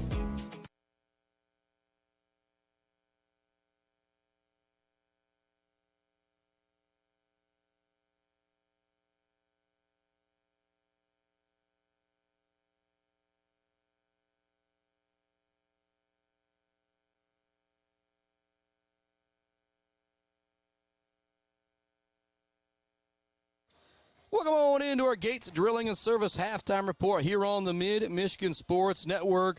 Score updates to go around. Still waiting on a score update coming from the Mount Pleasant Oilers. And I'll make the joke, my man Bubba McLean's not texting me updates. It's usually not the greatest of news, so they're probably in a battle as suspected there with Midland Dow. But Beale City is up 49-0. There's still 5 minutes left in the second quarter in Beale City. Talk about heating up like a block code jacuzzi and spa. The defense, the offense for Beale City in prime shape. Another score update brought to you by our friends Brad Malley Well Drilling, Malley Construction, and Clark Modular Homes. Saginaw Michigan Lutheran Seminary 20. The Ithaca Yellow Jackets have failed on three PATs. They tried to go for 2 to tie it up. Michigan Lutheran Seminary leads Ithaca 20-18 in that game. So, whoo boy, some battles going on tonight, and we'll have another battle tomorrow. No, it's not MSAC action with Vestaburg and Mount Pleasant Sacred Heart Academy, but Sacred Heart back to 11-man football. They're 1-1 on the year. Big win last week versus Madison Heights Bishop Foley. And so they are going to be primed and ready to go tomorrow. Take on Vestaburg and try and move to 2-1 on the season. And yes, there is a chance. Beale City, Sacred Heart, the Division VIII MHSA playoffs, it could happen. And when I look ahead at the two-team schedules, I'm getting to the point where I might be more surprised if it doesn't happen. The schedule that Sacred Heart is playing this year is absolutely ridiculous. To look at their Week 1 loss to Olivet, they're going to be a D6 playoff team, and so a lot of playoff points for Sacred Heart Academy in Week 1, despite that game being a loss. So make sure you join us right around 12:45 or so tomorrow for our Woods Household pregame show live from Vestaburg as the Irish get ready to take on the Wolverines. And you know, this is your Gates Drilling and Service halftime report coming to you live from our Barberry Law Studios built by Konwinski Construction. Bill's custom fab fabrication of the game, it's got to be the block punt from Bryce Smith. You just don't see a lot of block punts in high school football, and then in particular when your teammate is able to recover it as well. You think about our baller of the game, brought to you by Weefrich Financial, as Aid Batchelder baller of the game. It's a really tough one to decide. This might be one of those waving the white flag, and it might have to go to the whole Shepherd defense if they continue to play the way they are. I've talked about the defensive line a bunch. The linebackers, Ty Hardepe's made a couple good plays in the defensive backfield. Shepherd is looking absolutely outstanding. And again, this Standish Sterling team, they got blown out by Millington last week, who's the defending D7 state champ. They're an absolute powerhouse. But Week 1, it was a really tightly contested game with Chesaning, who went 9-1 last year. They went, I believe, was undefeated in the regular season, lost their first playoff game. And so I really expected this to be much tougher for Shepherd in the first half. But the defense has been on fire. Hot like a block code jacuzzi and spa. I will continue to make that joke. And more love to my friends at Mount Pleasant Automotive. We could see some replacements even coming into the game for Shepherd in this second half. Just like Coach Angel's going to need some replacement parts for his team. They got all the replacement parts for your vehicle at Mount Pleasant Automotive. Going to take another break here on the Mid-Michigan Sports Network. When we come back, take a little bit of a deeper dive into this first half, kind of go through that drive chart. There's not going to be a whole lot of action for Standish Sterling. It is 17-0 Shepherd. Our Gates Drilling and Service halftime report. Back with more right after this. Weefrich Financial knows it can be incredibly overwhelming to navigate the world of financial planning. With trusted guidance and easy-to-understand advice, you can feel comfortable in your financial future with Weefrich Financial. We Weefridge Financial assists people in all stages of life with a specialization in retirement and investment planning. Experience the power of working with an advisor dedicated to your success. Visit weefridgefinancial.com. Visit them in downtown Mount Pleasant. Call or text 989-953-7888. Weefridge Financial, member SIPC. All Seasons Fireworks is a big fan of all the athletes, coaches, officials, and volunteers who make high school sports happen. To make your next event bigger and brighter, stop by All Seasons Fireworks on M20 in Mount Pleasant. Graduations, birthdays, weddings, or a big win become more memorable underneath a night sky lit up by the magic of fireworks. All Seasons Fireworks on M20 in Mount Pleasant. When your team or business needs to look good, don't get left hanging. Call or stop by Hanging by a Thread in Wademan, the official embroiders for the Mid-Michigan Sports Network. Hanging by a Thread, a proud supporter of local schools. GNS Mechanical in Wademan offers service and installation on everything for your home and business. From a simple filter replacement to furnace, central air service, and install, geothermal, and walk-in coolers and freezers. If you have a need, GNS Mechanical has a solution. Learn more at gnsmechanical.com or call 989-644-2106. Imagine a home that reflects your style. With WW Construction, that dream will become a reality. As a trusted Mid-Michigan builder, WW Construction specializes in builds and remodels that turn ordinary spaces into extraordinary ones. Join the growing family of homeowners who trust WW Construction for quality and craftsmanship. Call WW Construction today at 989-621-2722 to make your dreams a reality. Let's head back to the action on the Mid-Michigan Sports Network. Welcome back inside our Barbary Law Studios, built by Konwinski Construction, and our Gates Drilling and Service halftime report. 17-0, the Blue Jays absolutely rolling, and we talked about it a little bit. You can see the bright lights across the way on our score feed, kind of shining right on our window. The way, and not hating it all here, beautiful facility at Standish, Sterling, and a press box, but we couldn't really open the window to get the camera for the scoreboard going through, and so there's a lot of glare if we were to try and get that going right now. But I'll give you that score, that down and distance a little bit more in half number 2, and if I forget, Gursky will throw me a jab here or something like that to make sure I continue to put it out there. Shepherd, 17, Standish, Sterling, 0. What a dominant defensive performance from the Jays in the first half. Pull the old drive chart back out here. For the kickoff, first play of the game, mishandled by Standish Sterling, which allowed Shepherd to back them up to their own 10-yard line. They got nothing going on the ground the first 3 plays. They had to punt it right back to Shepherd. Shepherd, great starting field position at midfield. Ty Burns, the first run of the game, was 15, 16 yards on the outside. Jays on their first drive went 7 plays, picked up a couple first downs. Things stalled out. They ultimately kicked a 30-yard field goal from Frank Irvin. Then it was another mishandled kickoff from Standish Sterling. They had to start at their own 18-yard line. It was another 3 plays and out. They had to punt it back to Shepherd. But Shepherd, great return on the play. Actually started at the Standish Sterling. I think it was a great return on the play. As you know, the old Spockman math memory fails me from here to there. But they were able to start the Standish Sterling 27-yard line. Ty Burns ultimately took it in for a touchdown. They did have it second down and goal, took it into the end zone. There was a holding play, or holding on the play that took them out to second down and 12. That didn't cost them there, but we'll talk about that more in a little bit. Standish Sterling then got the ball for the third time at their own 38-yard line, by far their best field position. A big sack on second down, and it was Chris Gall, Terwilliger, and Braddock Payne all in the backfield. And if you're the quarterback and those 3 guys are meeting you in the backfield, it's not going to be a fun night. The punt was blocked by Bryce Smith. Shepherd started at the Standish Sterling 15-yard line. Clevenger caught it from Eisenberger, bowled over a would-be tackler to get into the end zone. Shepherd goes up 17-0.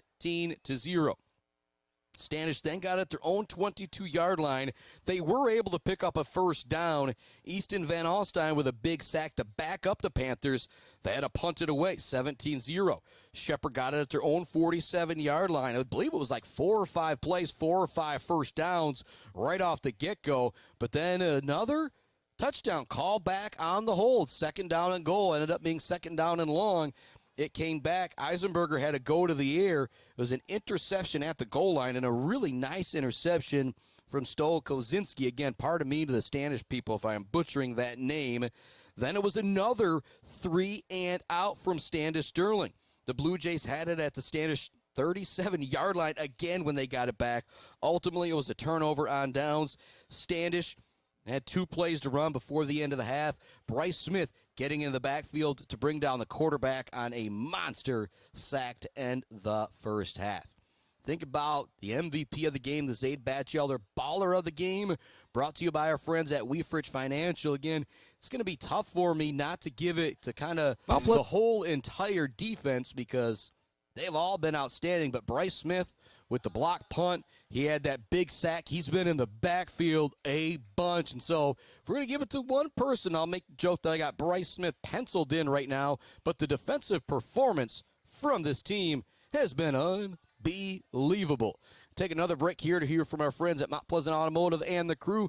When we come back, it will be the start of the second half. Blue Jays will get the football if they play a little ground control here, are able to pour it into the end zone to go up 24-0.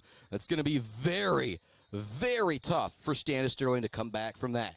Back with the second half. Thanks so much for tuning into our Gates Drilling and Service Halftime Report on the Mid-Michigan Sports Network. Mount Pleasant Automotive on Mission has been serving local auto shops and do-it-yourselfers since 1988. Mount Pleasant Automotive is locally owned and carries all the auto part, car care products, and auto maintenance supplies you will need. Visit them online at mtpleasantautomotive.com. Mount Pleasant Automotive, caring for our cars and our local student athletes. Konwinski Construction offers a full range of construction services on small and large projects. Konwinski Construction is a leader in the community and are proud to support those student athletes who will be leading our community tomorrow. Konwinski Construction on Gover Parkway, Mount Pleasant. Let's head back to the action on the Mid-Michigan Sports Network. Welcome back to that action on this Mid-Michigan Sports Network. Big shout out to my main man, Sean Powers, Mid-Michigan Industries, and the crew. Getting me back sounding smoothly, so you got to hear a lot of my voice. Nice to get a little Sean in there as well. 17-0 is the score. Shepherd Blue Jays lead Standish Sterling. Both teams get ready to come out for kickoff.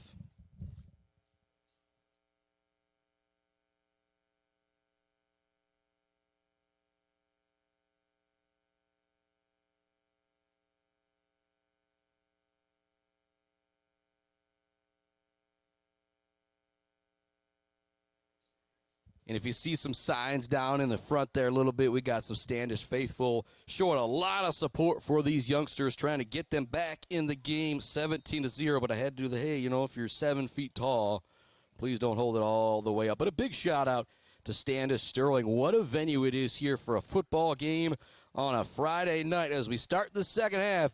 It's going to be fumbled on the kickoff. Standish looks to get it. It's going to be recovered by Shepherd. Burns looked to get it on the run. It took a really nice Standish Sterling bounce, but Wes Cluley there to pick it up. And I tell you what, I talked about Bryce Smith. Cluley is a name that I've dropped a bunch of times, and probably should talk about him a little bit more for our Zaid Batchelder baller of the game, because he has been really good defensively from his linebacker position for the Blue Jays. We have a player down on the field right now for Shepherd. And make sure they're okay. It looks like there might be a crutch coming out there. And again, hopefully everything is all right. Hopefully we don't have any type of big injury out there or anything, but kind of reset it here at 17-0. Shepherd with the lead. They've got the ball. Looks like their own 20-yard line to start half number 2 here. If you're Shepherd, you can get yourself a nice long possession here. Maybe double-digit plays. Maybe you don't even necessarily need to get it into the end zone on this drive with the way your defense has been performing. You just need to get yourself a couple first downs. You need to get yourself downfield, kind of continue to own that field possession game. And, of course, you would love to have yourself a drive that, obviously gets into the end zone. But as I said, once again, you've really controlled this game defensively in a very, very big way. You got players still down on the field, so we are going to take – actually, no, it looks like Burns might be getting back up, and believe that is who is down for Shepherd. And the way that play happened, the kickoff took a bad bounce on him. It might have actually gone off his chest or something like that, but he's being helped up on the play. And again, he is a 3-year varsity player for Shepherd. He's a junior, and actually some of the coolest sportsmanship that you will see happening right now, and we don't like to show injured players very often at all, but Ty Burns getting a little help off from an official here, kind of making sure he's all good, ready to go, and he might have just got taken a hard hit out there as well, but he's coming off the field. So Shepherd probably going to have to play the rest of this second half without their number one running back. That could be a very, very big factor. Again, Van Alstyne's been great back there, but if it's not going to be Burns, you're probably, I'm going to say Robinson, Clevenger, maybe you see Smith carrying the ball a little bit here in half number 2, but it will be Van Alstyne in the backfield. Going under center is Mason Eisenberger. Jace Deering lined up at fullback. Tight end here to the near side and going in motion now is Anderson Sickles. Now lined up off to the far side. Going to hand it off running that way with Van Alstyne. He's going to pour it ahead. Not a great spot out there for the Jays. I'm going to call that a gain of 2 or so. It's going to bring up second down. But if you're Shepherd, the clock is now moving once again. It's 11:40 left to go in the third quarter. 17-0, Shepherd with the lead. Again, we've taken away the scoreboard feed there because just all the light shining on the window, it wasn't going to look all that great. We got the one window open for what a lot of people call the hero Cam Gursky run. It stays on the action. Similar formation.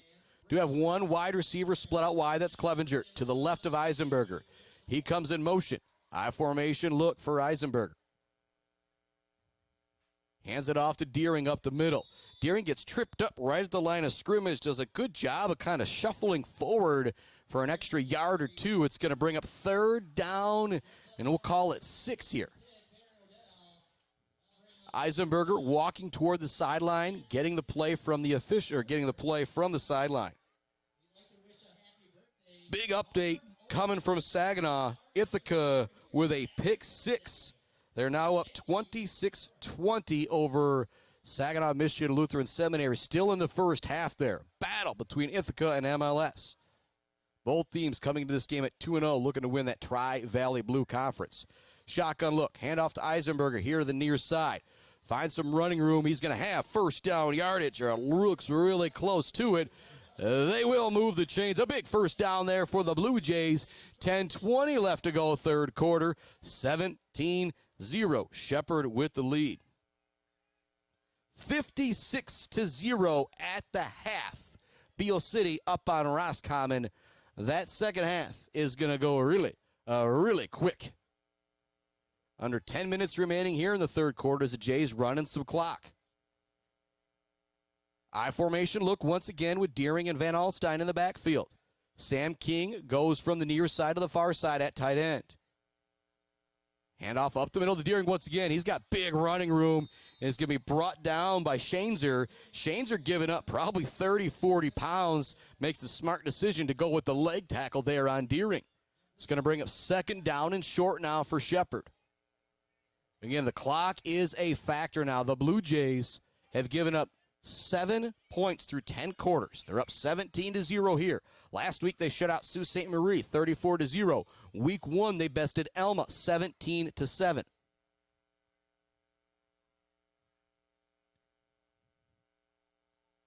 Eisenberger looks to the sideline for the play. Sent a man in motion. That's Anderson Sickles. Handoff up the middle, trying to find some running room. Ball carrier is going to be brought down. I'm actually going to message Steve Robinson right now. It's 25. I believe that is Garen Swaffer with the carry right there, but we're going to make sure we might be able to get this here. We do have a few fifth quarter players up for Shepherd, and those are the ones that aren't exactly on the rooster. Third down and 10, or first down and 10 for Shepherd. Actually, it got third down and 10 over there, but it says first down and 10 on the scoreboard. We're going to go with that. Motion being triggered by Eisenberger. Bryce Smith is going to be lined up with single coverage here to the near side for a shotgun look for Shepard. They hand it off to Van Alstyne. It's a run all the way. He's got a big-time running room and a great lead block out there as well. Another broken tackle for Van Alstyne. He's now racing for the end zone at the 20. Brought down from behind by Shanezer, but a big run from Van Alstyne to put the Blue Jays in business once again inside the red zone of Standish Sterling. However, we have a flag on the play. And it was a hole so big you could drive a Clark Modular home through it. They're going to pick up the flag. What a run there for Van Alstyne. He did a really good job of waiting for his blocks. And downfield from his guard position was big Jared Myers leveling a couple Panther defenders to spring Van Alstyne for another 20 yards or so. Big-time run from the junior Easton Van Alstyne. When I was substituting last year for weightlifting class for Coach Root, he was the one I remember encouraging guys, saying, I don't like seeing that 2-7 up on the door. I don't think you guys either. We got to continue to put in work. And he's putting in work right now on this drive.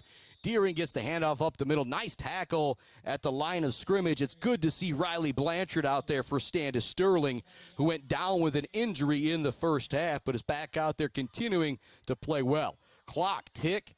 Tick, tick. We've got 7:40 left to go here in quarter number 3. 2nd down and 9 for the Jays at the 13 or the 14-yard line of Standish. Obviously, could still pick up a first down without getting into the end zone. Eisenberger goes under center. Man in motion is Anderson Sickles. Handed off the deep back Van Alstyne. Gets by one man, dives towards the 5-yard line. He's got first down yardage for the Blue Jays. Van Alstyne with some big-time runs on this drive. And it matters a lot because Burns is out of the game right now for Shepard. 7:05 left to go, and the clock continues to move. First down, or it says 3rd and 9 again on the scoreboard. Again, a little confused here, but it's first down and goal from about the 5-yard line for Shepard as Eisenberger goes under center.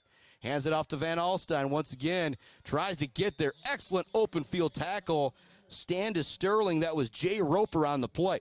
I've called Roper's name a few times tonight for Standish Sterling. He's somebody, if you're a Shepard fan, you're going to continue to hear that name called. He's just a sophomore. Doing excellent out there for Standish Sterling. 6:30 left to go. What a drive from Shepard. Start at their own 20. I believe this will be play number 10 of the drive. Easton Van Alstyne with a couple big runs.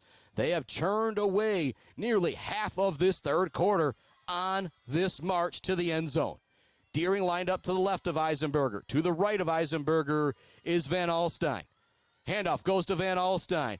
Pours it in. Touchdown, Shepard Blue Jays. Van Alstyne in the end zone for the TD. He owned that drive along with the offensive line of Shepard.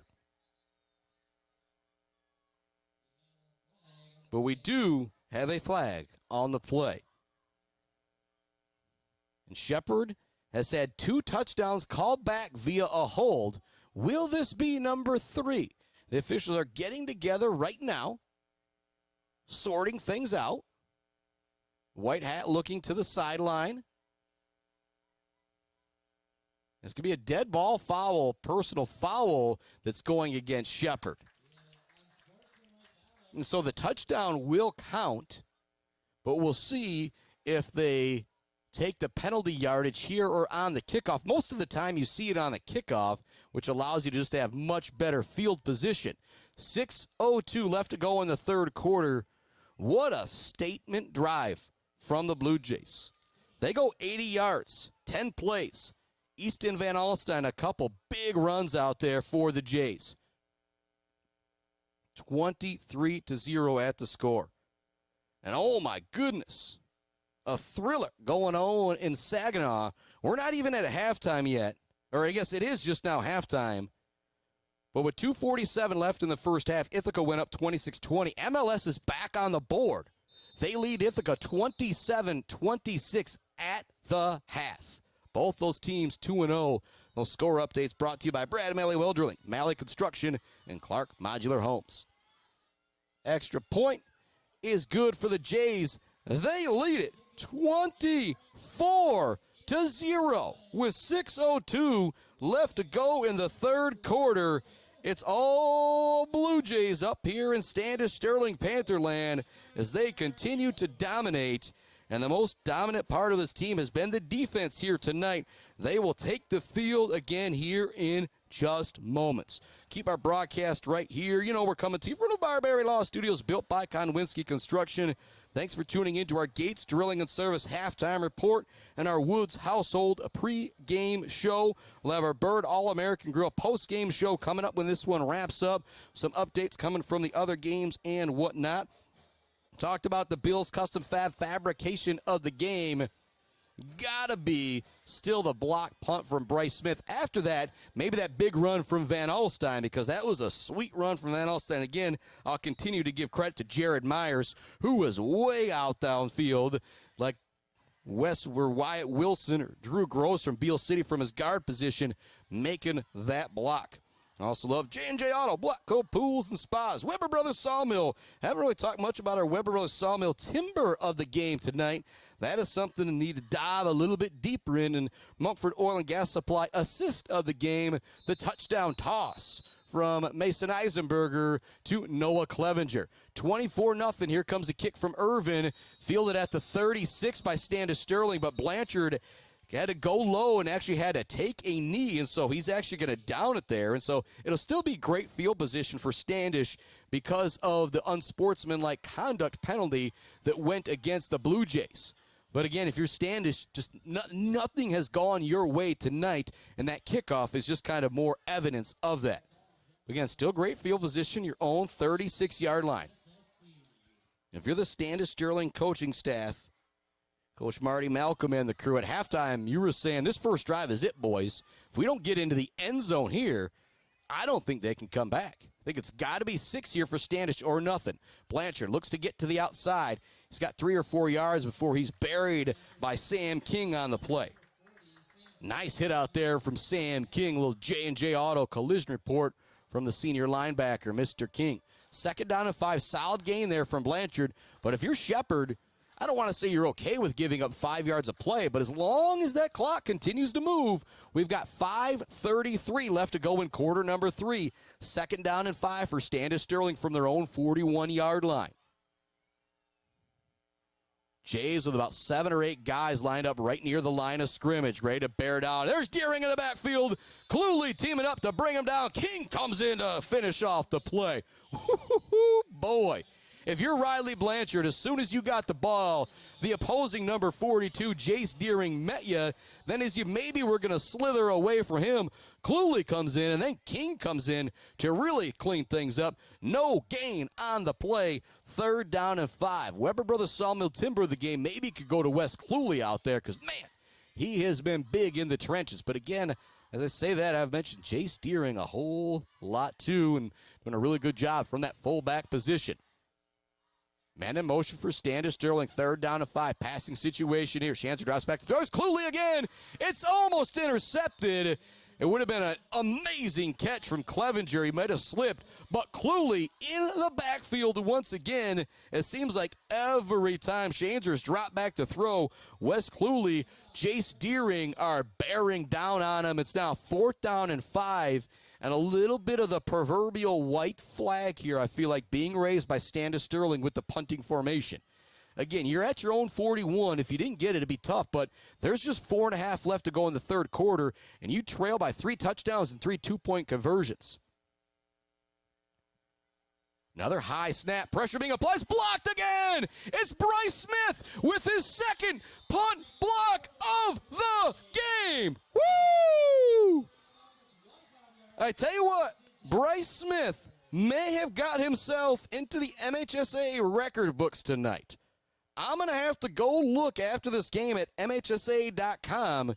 Is there anybody in the records all time with 2 punt blocks in a game? Wow.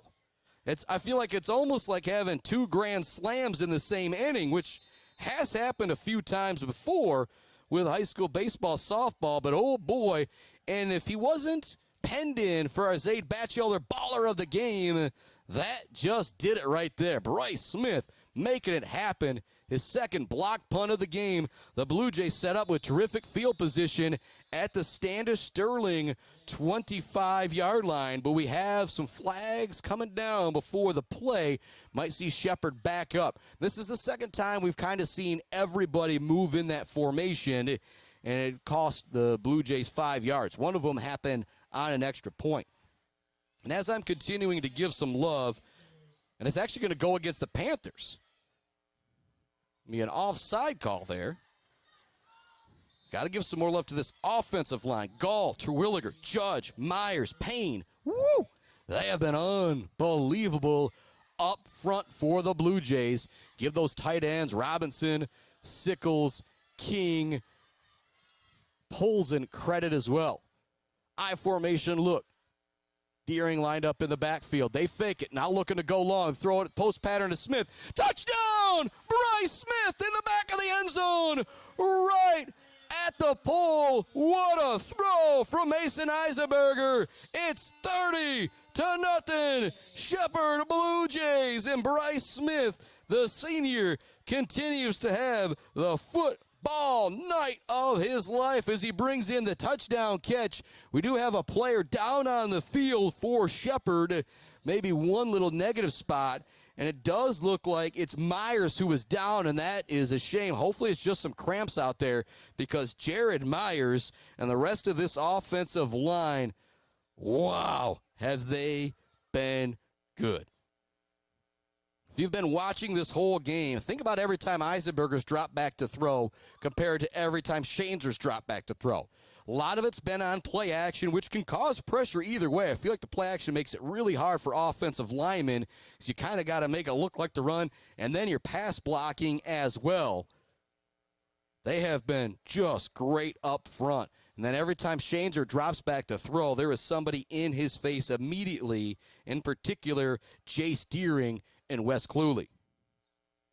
And Alex Evans is rocking number 25 out there as well. Big shout to Coach Steve Robinson, taking a moment in this busy throttling, I'll say, to message me. It's 30-0 Shepherd, 4:27 left to go in quarter number 3. Irvin back out there for the extra point. Smith on the hold, if he hasn't already done enough tonight. The kick is up.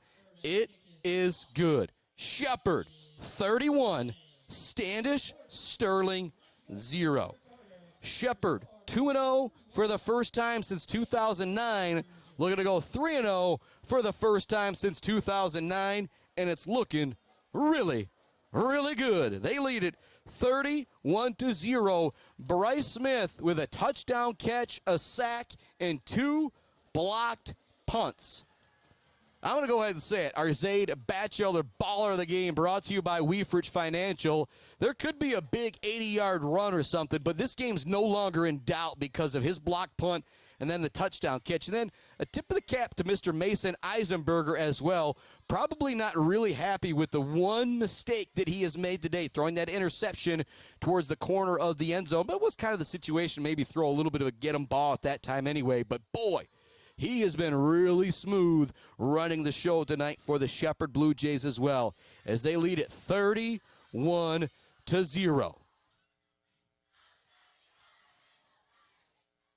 Out there to kick it off, he is Mr. Irvin.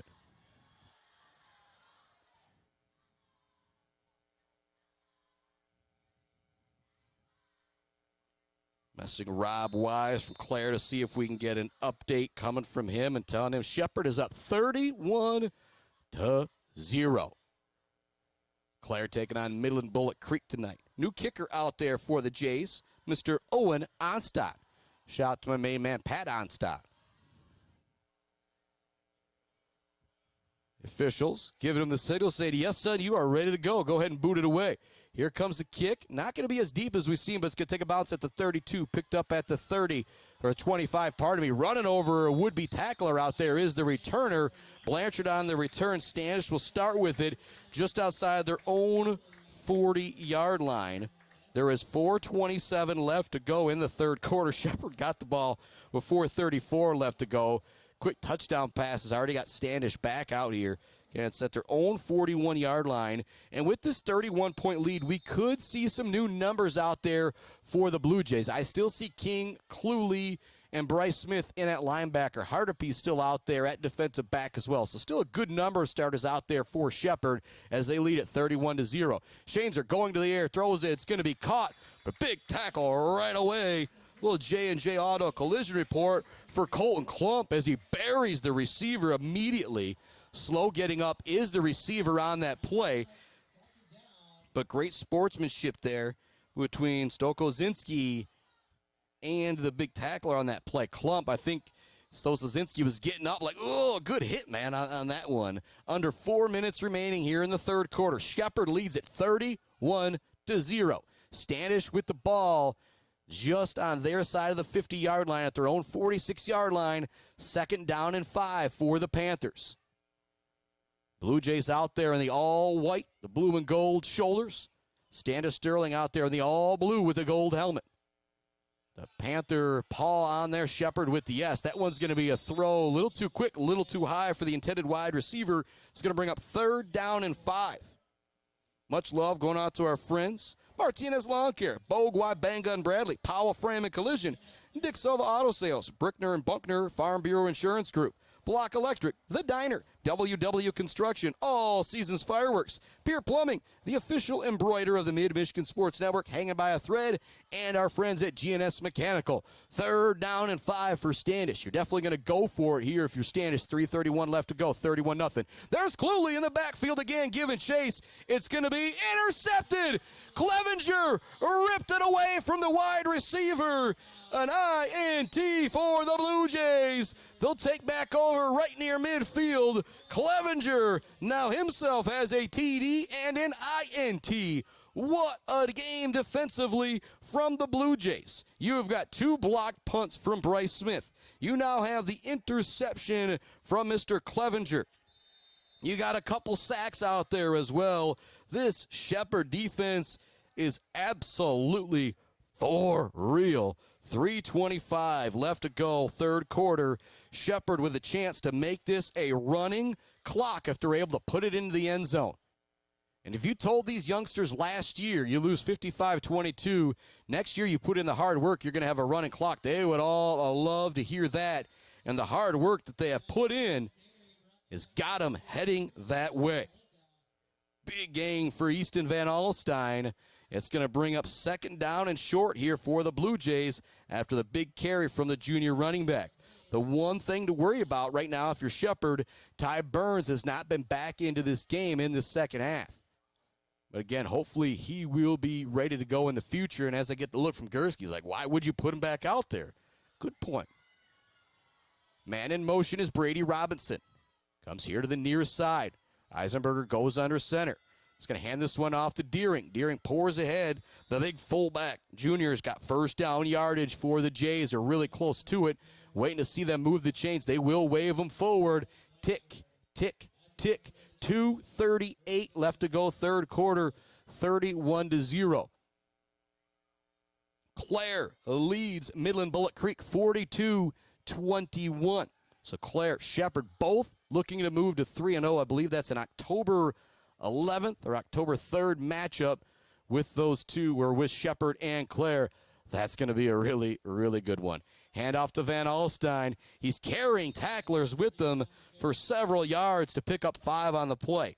Initial contact was probably made a yard or 2 from the line of scrimmage, but Van Alstyne just kept those legs churning, was able to pick up 1st down yardage.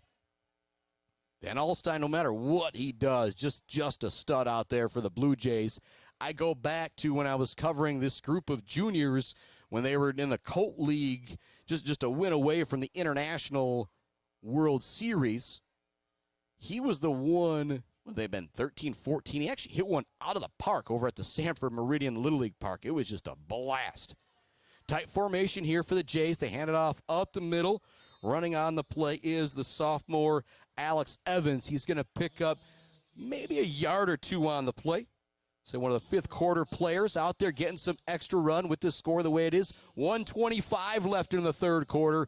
3rd down and 4 for the Shepherd Blue Jays at the Standish Sterling 34-yard line. It's definitely be 4-down territory for the Jays here. If they pick up 1 or 2, you're definitely still going to go for it here on 4th down. Jacoby Polzin out there lined up at tight end here to the near side. 2 running backs in the backfield.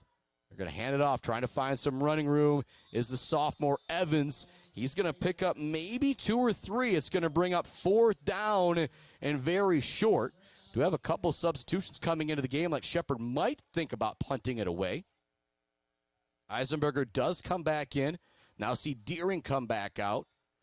Say handing off the ball to the big fullback on this 4th down and 2 situation doesn't seem like a bad play.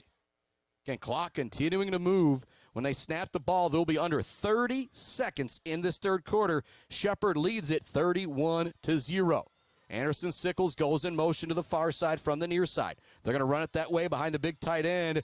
Van Alstyne diving forward. It's going to be really close to 1st down yardage, and they're going to give it to him. Or no, actually they're going to say it's Standish Sterling football. There'll be a turnover on downs, giving the ball back to Standish. Score 31-0 still. There's 17 seconds left to go in the third quarter. And so if you're Standish, I don't think you're going to win this game, but no longer got to worry about an entire running clock in the fourth quarter. They'll take over with it at their own 31-yard line. Get score updates. Shepherd up big here. Clare up on Midland Bullet Creek. Beale City Roscommon might already be over, as that was 56-0 at the half. Still waiting on an update coming from the Oilers and Midland Dow. We'll check on that after the third quarter. Shanezer hands the ball off to Blanchard in the backfield immediately.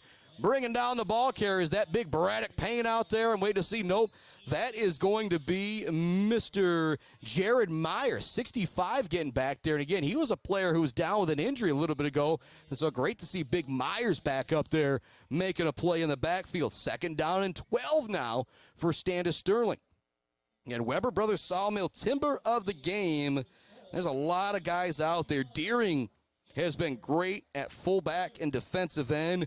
Cluley's been in the backfield a bunch. There's so many accolades that I get to give, but this is one of those games that's been so dominant. I almost need a few more of these cheesy sayings, these cheesy accolades, to give some more love to some of these Blue Jay players who lead it 31-0. I'm now going to say this. 11 quarters Shepherd has played. They've given up 1 touchdown to the Elma Panthers in week 1. Last week, 34-0 victory over Sault Ste. Marie. Heading to the fourth quarter of 31-0 against Standish Sterling. Woo! What a dominant defensive performance from the Jays here in this one. And this is one of those games that if you're Standish, you're just kind of looking around saying, I don't even know what more we could do in this game. You go back to last year, Ogama. You look at the size of Ogama against Shepherd, you could tell that might have been a rough game going into that one. It's not that type of thing, though. You look at Shepherd, you look at Standish, they're about the same size out there. But Shepherd, the work this group has put in the offseason is paying big dividends right now. So they look to go, well, they're 2-0 for the first time since 2009 and going to be 3-0 for the first time since 2009 unless something insane happens here in the fourth quarter. 2nd down and 12 for Standish as we start quarter number 4 at their own 27-yard line. The Jays lead it 37-0. Man in motion for the Panthers. Shanezer wants to throw. Throws it over the middle. Wide receiver was a little bit behind the play. Closest to the actual throw was Brady Robinson as he dove for it. It's going to bring up 3rd down and 12 now for Standish Sterling. As I look out there defensively, I do see some different players out there. Irvin now out there on the defensive line. Charlie Robinson in at linebacker. Alex Evans out there at defensive back. Robinson out there at defensive back. Clevenger remains out there at his defensive back position. 3rd down and 12 for Standish. Going to have to go to the air here, but every time they have, Shanezer's been under pressure. And Cluley still out there at defensive end. You got to watch out for him. Here he is in the backfield once again, forcing the early throw. It's incomplete. Wes Cluley I'm trying to think if he's got a sack or not, but if you're adding up quarterback pressures in this game, Cluley has been pressuring the quarterback every single time he's gone back to throw. It's almost like the coach has told Cluley, I don't want you to worry about the ball fake. You just go in after the quarterback, and every time there's been a ball fake, Cluley has been right in the face of Malachi Shanezer. He's just had nowhere to go. Some cramps down on the field, an injury. We're going to take a little time out here. We're back with more Shepherd Blue Jay football right after this on the Mid-Michigan Sports Network. They lead Standish 31-0. Weber Brothers Sawmill has been in the sawmill and logging business since 1950. Weber Brothers Sawmill buys standing timber and logs all over central and northern Michigan with National Hardwood Lumber Association certification. You can be assured of a professional job, from the marking and cruising of your woods through the harvest. Weber Brothers Sawmill is a proud supporter of our local high school student athletes. J&J Auto in Wademan is Mid-Michigan's elite automotive repair shop. J&J Auto offers complete collision repair and mechanical repair. Stop by on Wademan Road or call them today at 989-644-8908. J&J Auto, proud supporters of high school student athletes. Let's head back to the action on the Mid-Michigan Sports Network. Welcome back to the action on this Mid-Michigan Sports Network. 11:51 left to go in quarter number 4. Shepherd up 31-0. What a performance from the Blue Jay defense.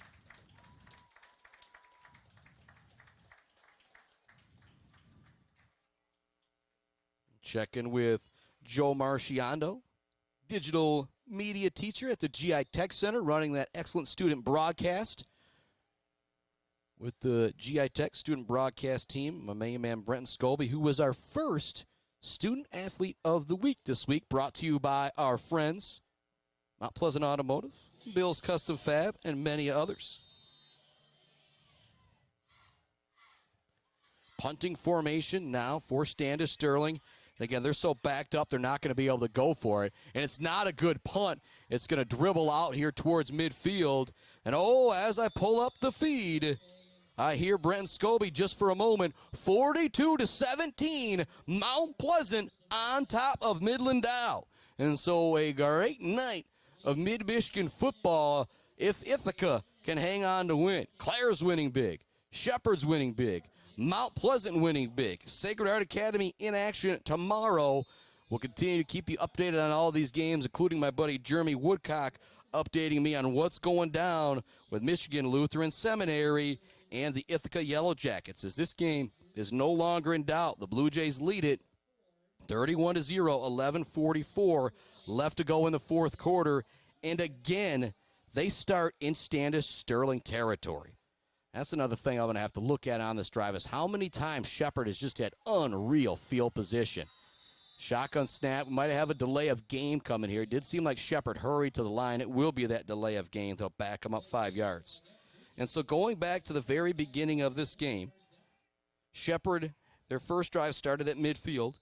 Their second drive started in Standish territory at the 27. Their third drive even deeper into Standish territory at the 15. Then at their own 47, the Standish 37. Then in the second half, they start at their own 20 to start the second half. Then their second drive, the Standish 25 midfield, and now again at the Standish 47-yard line. Excellent field control from the Jays. Van Alstyne, big hole up the middle, barrels over a tackler. Oh boy. J&J Auto collision coming from Mr. Van Alstyne. We do have a flag coming down in the defensive backfield. It would have been a first down run on 1st and 15, but the flag will back up the Blue Jays even further. But, oh, boy, Van Alstyne, when he lowers that shoulder, talk about Weber Brothers Sawmill timber of the game, J&J Auto collision report coming from the tailback as Van Alstyne lowers the shoulder and levels the would-be tackler. Will now back up Shepherd a little bit more. Actually, where it occurred, I think we're going to be looking at like a 1st and 17, 1st and 18 or so. Still 11:35 left to go here in the fourth quarter. Shepherd just looking to run as much clock as they can on this drive. Obviously, you want to get the ball into the end zone. Eisenberger still out there going under center. Still out there at running back is Mr. Easton Van Alstyne. Man in motion, Brady Robinson going from the near side to the far side. Two tight ends out there for Shepherd are Jacoby Polson and Charlie Robinson. Got a timeout on the play with 11:35 left to go. Just wanting to make sure they're all on the same page here. All of Shepherd's timeouts have occurred on the offensive side of the ball, and it seems to be that they want to make sure Shepherd doesn't make that one little mistake, that one lineup run that could cost them another 5-10 yards. So that's a timeout here. 11:35 left to go in our fourth quarter. As I said, Mount Pleasant up big on Dow, 42-17 when I pulled up that stream with Mr. Brenton Scobie and the crew. And here, obviously, 31-0, Shepherd dominating Standish Sterling in this one. What a performance from the Blue Jay defense. I feel like it's about time to say what a performance from Mason Eisenberger. He did throw the one pick, but boy, he has thrown a couple of really nice passes out there. And again, as you say, there's just something that goes into running the show out there as well, which he has done an unbelievably good job of. Dow gets on the board. It's now 42-24 in that game. Mount Pleasant on top of Midland Dow. Bryce Smith's going to line up wide here to the near side. In the slot to the near side is Brady Robinson. An I formation look behind Eisenberger on 1st and 19. Shepherd leads at 31-0 early in the fourth quarter. 11:35 left in our game. It's going to be a throw from Eisenberger as he rolls out to the right. Corks is caught by Charlie Robinson at the 44-yard line in Standish territory. Nice rollout, nice throw, nice catch there, junior to junior. That's going to make it 2nd down and 7 for the Blue Jays. An excellent pitch and catch right there from Shepherd. And Eisenberger looks really good throwing the ball on the run. Clock will stop as Robinson went out of bounds. 2nd down and 6. We've got 11:28 left to go in our ball game. Shepherd on top, 31-0. Sickles in motion. I formation look behind Eisenberger. Hands it off to the deep back, Van Alstyne. He's got 1st down yardage across the 40. Jays will move those chains, as Brian Weifrich says at Central Michigan University. And Shepherd moves it deeper and deeper into Standish Sterling territory. 11:20 left to go in our ball game, and the clock continuing to move. All Shepherd wants to do at this point is run the clock. Another score update brought to you by our friends Brad and Malley Well Drilling, Malley Construction at Clark Modular Homes. Ithaca up 34-27 on Michigan Lutheran Seminary. An absolute battle there in the Tri-Valley Blue. Handoff goes to Deering up the middle. He's going to pick up 4 or 5 yards. That fullback dive, it's got a little bit more nuance to it than you're used to. Eisenberger kind of takes like a step to where you would think that Deering's not going to get the football, and then he eventually hands it off to him. I like that little wrinkle that Shepherd has. Just makes it look a little bit different as opposed to just handing it right off to the fullback and letting him plug it up the middle. 2nd down and 8 for Shepherd at the Standish 35-yard line. If they punch it into the end zone, the clock will be running the rest of the way. As long as Shepherd has it, they're going to look to keep it running as well. Run all the way for Van Alstyne off to the far side. Looks to find some space. He's going to be brought down. It's going to bring up 3rd down and maybe 4 or 5 on the play. Actually, not going to give him a good spot out there. Waiting to see if they change the yardage. It'll be 3rd down and 7. Robinson coming out of the game. Coming into the game is Anderson Sickles. So a little bigger formation here for the Blue Jays. Now under 10 minutes remaining in our ball game. 3rd down and 7 for Shepherd. Probably 4 down territory here. Probably a couple of handoffs to Van Alstyne or Deering. They do hand it off to Van Alstyne. Pours it up the middle. Fights forward for extra yardage. He's going to be very close to the 1st down marker. He had no business getting there. He did a great job of continuing to keep his feet moving. It will bring up 4th down and 2. Shepherd will obviously go for it here. They're up 31-0. 9:34 left to go in the ball game.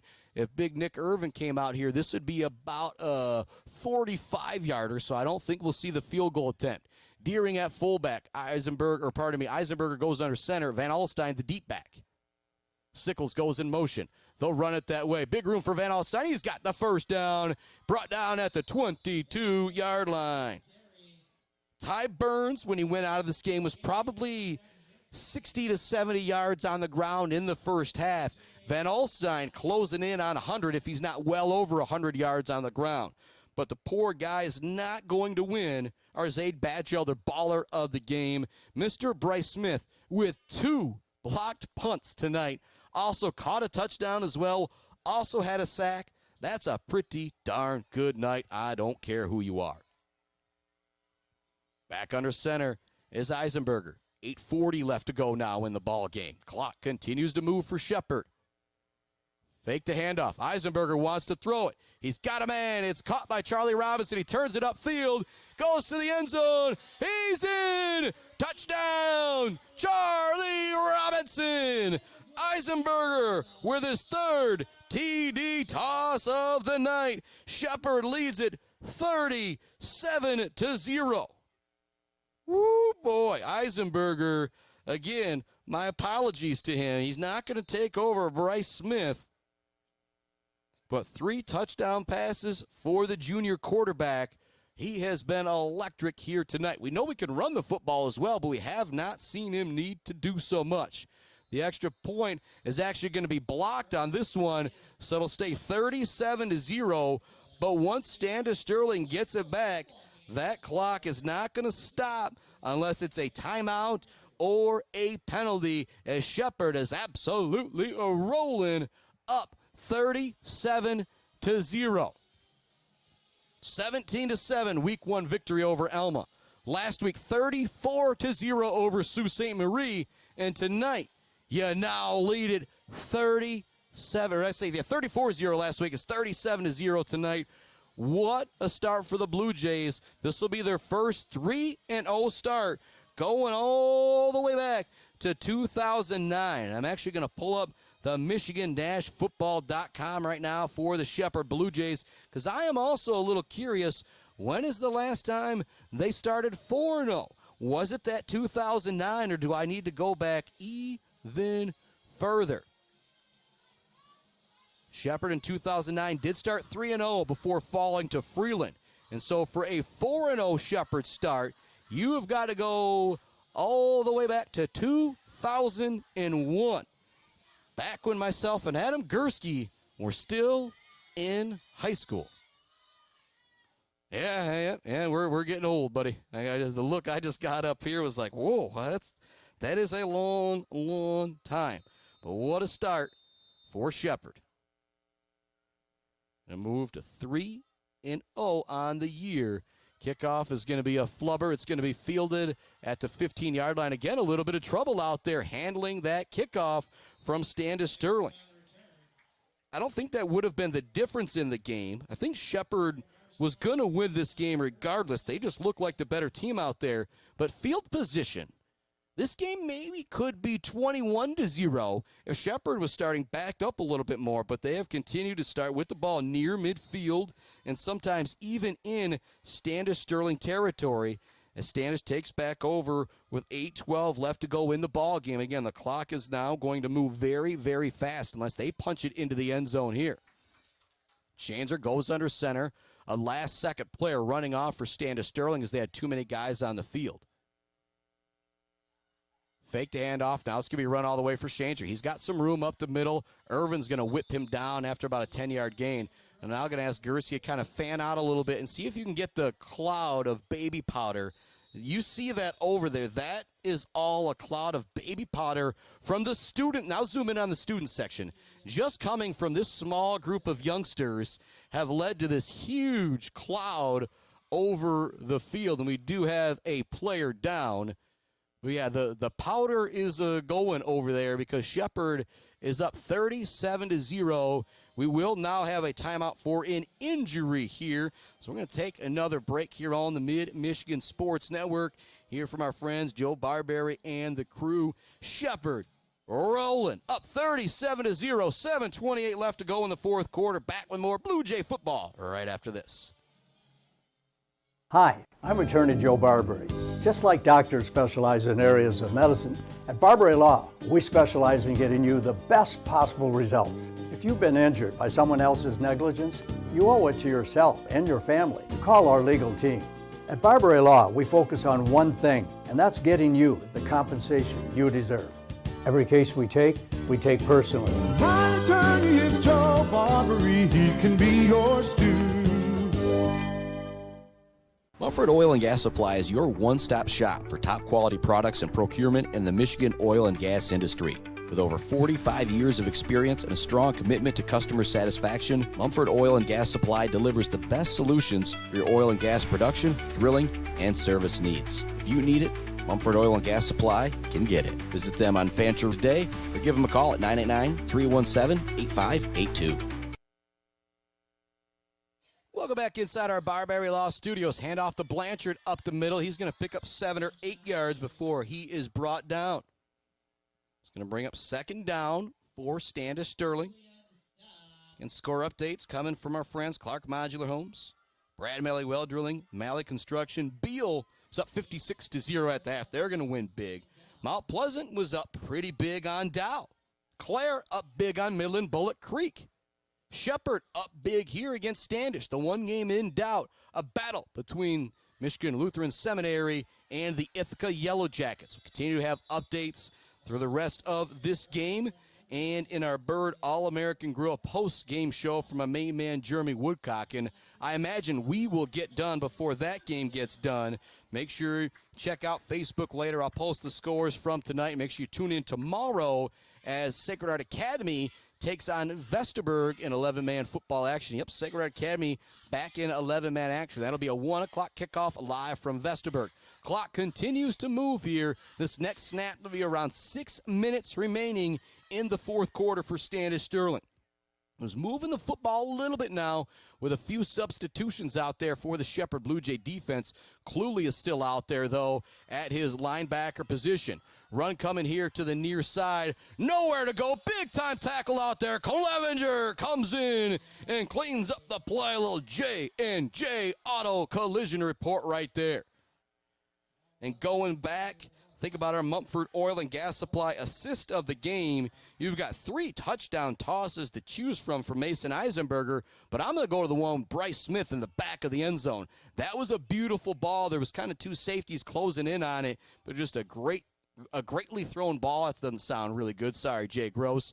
But a beautifully thrown ball and a beautiful route led to the touchdown. That will be our Mumford Oil and Gas Supply assist of the game. Mason Eisenberger hitting Bryce Smith, who will be our Zaid Batchelder baller of the game, brought to you by Weefrich Financial. Want to be a baller, make your money work for you? Go see Brian Weefrich and the crew at Weefrich Financial. Charlie Robinson in the backfield to bring down the quarterback. Absolutely nowhere for Standish Sterling to go. Again, the defensive performance from Shepherd continues to be unbelievable. It's now Michael Bunker, the sophomore, out there playing quarterback, replacing Shanezer, who did everything he could in this game to try and make something happen. But the dominant Shepherd defense has not allowed that. 4:30 left to go. 3rd down and 14. If Shepherd gets the stop here, they should be able to run out the clock. And then they'll be looking at 3 games and giving up 7 points. Cluley in the backfield buries the quarterback once again. Pass is going to be complete. What a throw in the backfield from the sophomore as Cluley was bearing down on Bunker. Bunker still got the throw out there. It's going to bring up 4th down and 7. We'll obviously Standish go for it. Under 4 minutes remaining in our ball game. Out there on the defensive line right now for Shepherd, I see Frank Irvin. Also out there is Jared Myers to go along with a couple of other big bodies as well. A couple 5th quarter players as well, getting some run, getting some love. Nate Hyde out there as well for Shepherd. We're going to have a false start here coming from Standish Sterling, one of the rare things that can stop the clock. Actually, they're going to keep it rolling right here. 3:39 and counting. And the penalty's not even going to stop things here. It's going to bring up 4th down and 12 now for Standish Sterling. Again, if you're Shepherd, you get this stop. It will be your 2nd straight shutout. You went north and bested Sault Ste. Marie last week. Talking with Coach Angel, the overnight stay, the bonding that team did really can go a long way. Cohesiveness, how your team's going to play, and I think it is showing here tonight. Because I'll say it again, despite Standish, they're going to be 0-3. This was still Shepherd's biggest test of the year with Sault Ste. Marie and Elma in week 1, and boy, have they impressed here tonight. Man in motion, looking to throw. Got a man, it's going to be incomplete. Clevenger put a little hit on the wide receiver out there, but no flag is thrown. The ball will go back to Shepherd. The clock continues to run here. 2:40. Tick, tick, tick. 37-0. Shepherd with a lead. And as everybody pull out their cell phones here, our connection might start to get a little wonky here. But oh boy, what a night it's been. 37-0. Shepherd Blue Jays with a lead. 2:22 left to go in our ball game. Clock is now stopped for a moment. Shepherd's not going to be able to come out here and take a knee, I don't think. We'll see what the case is. I formation look for the Jays. Handoff, looking for some room. Up the middle is the ball carrier. It's going to be a pickup of maybe 4 or 5. On the run for that one was Alex Evans. 49-24 with 5 minutes left to go. Bubba McLean very, very excited about what is going down in Mount Pleasant. And we are very, very excited here as the Shepherd Blue Jay boys are going to have their second shutout in a row.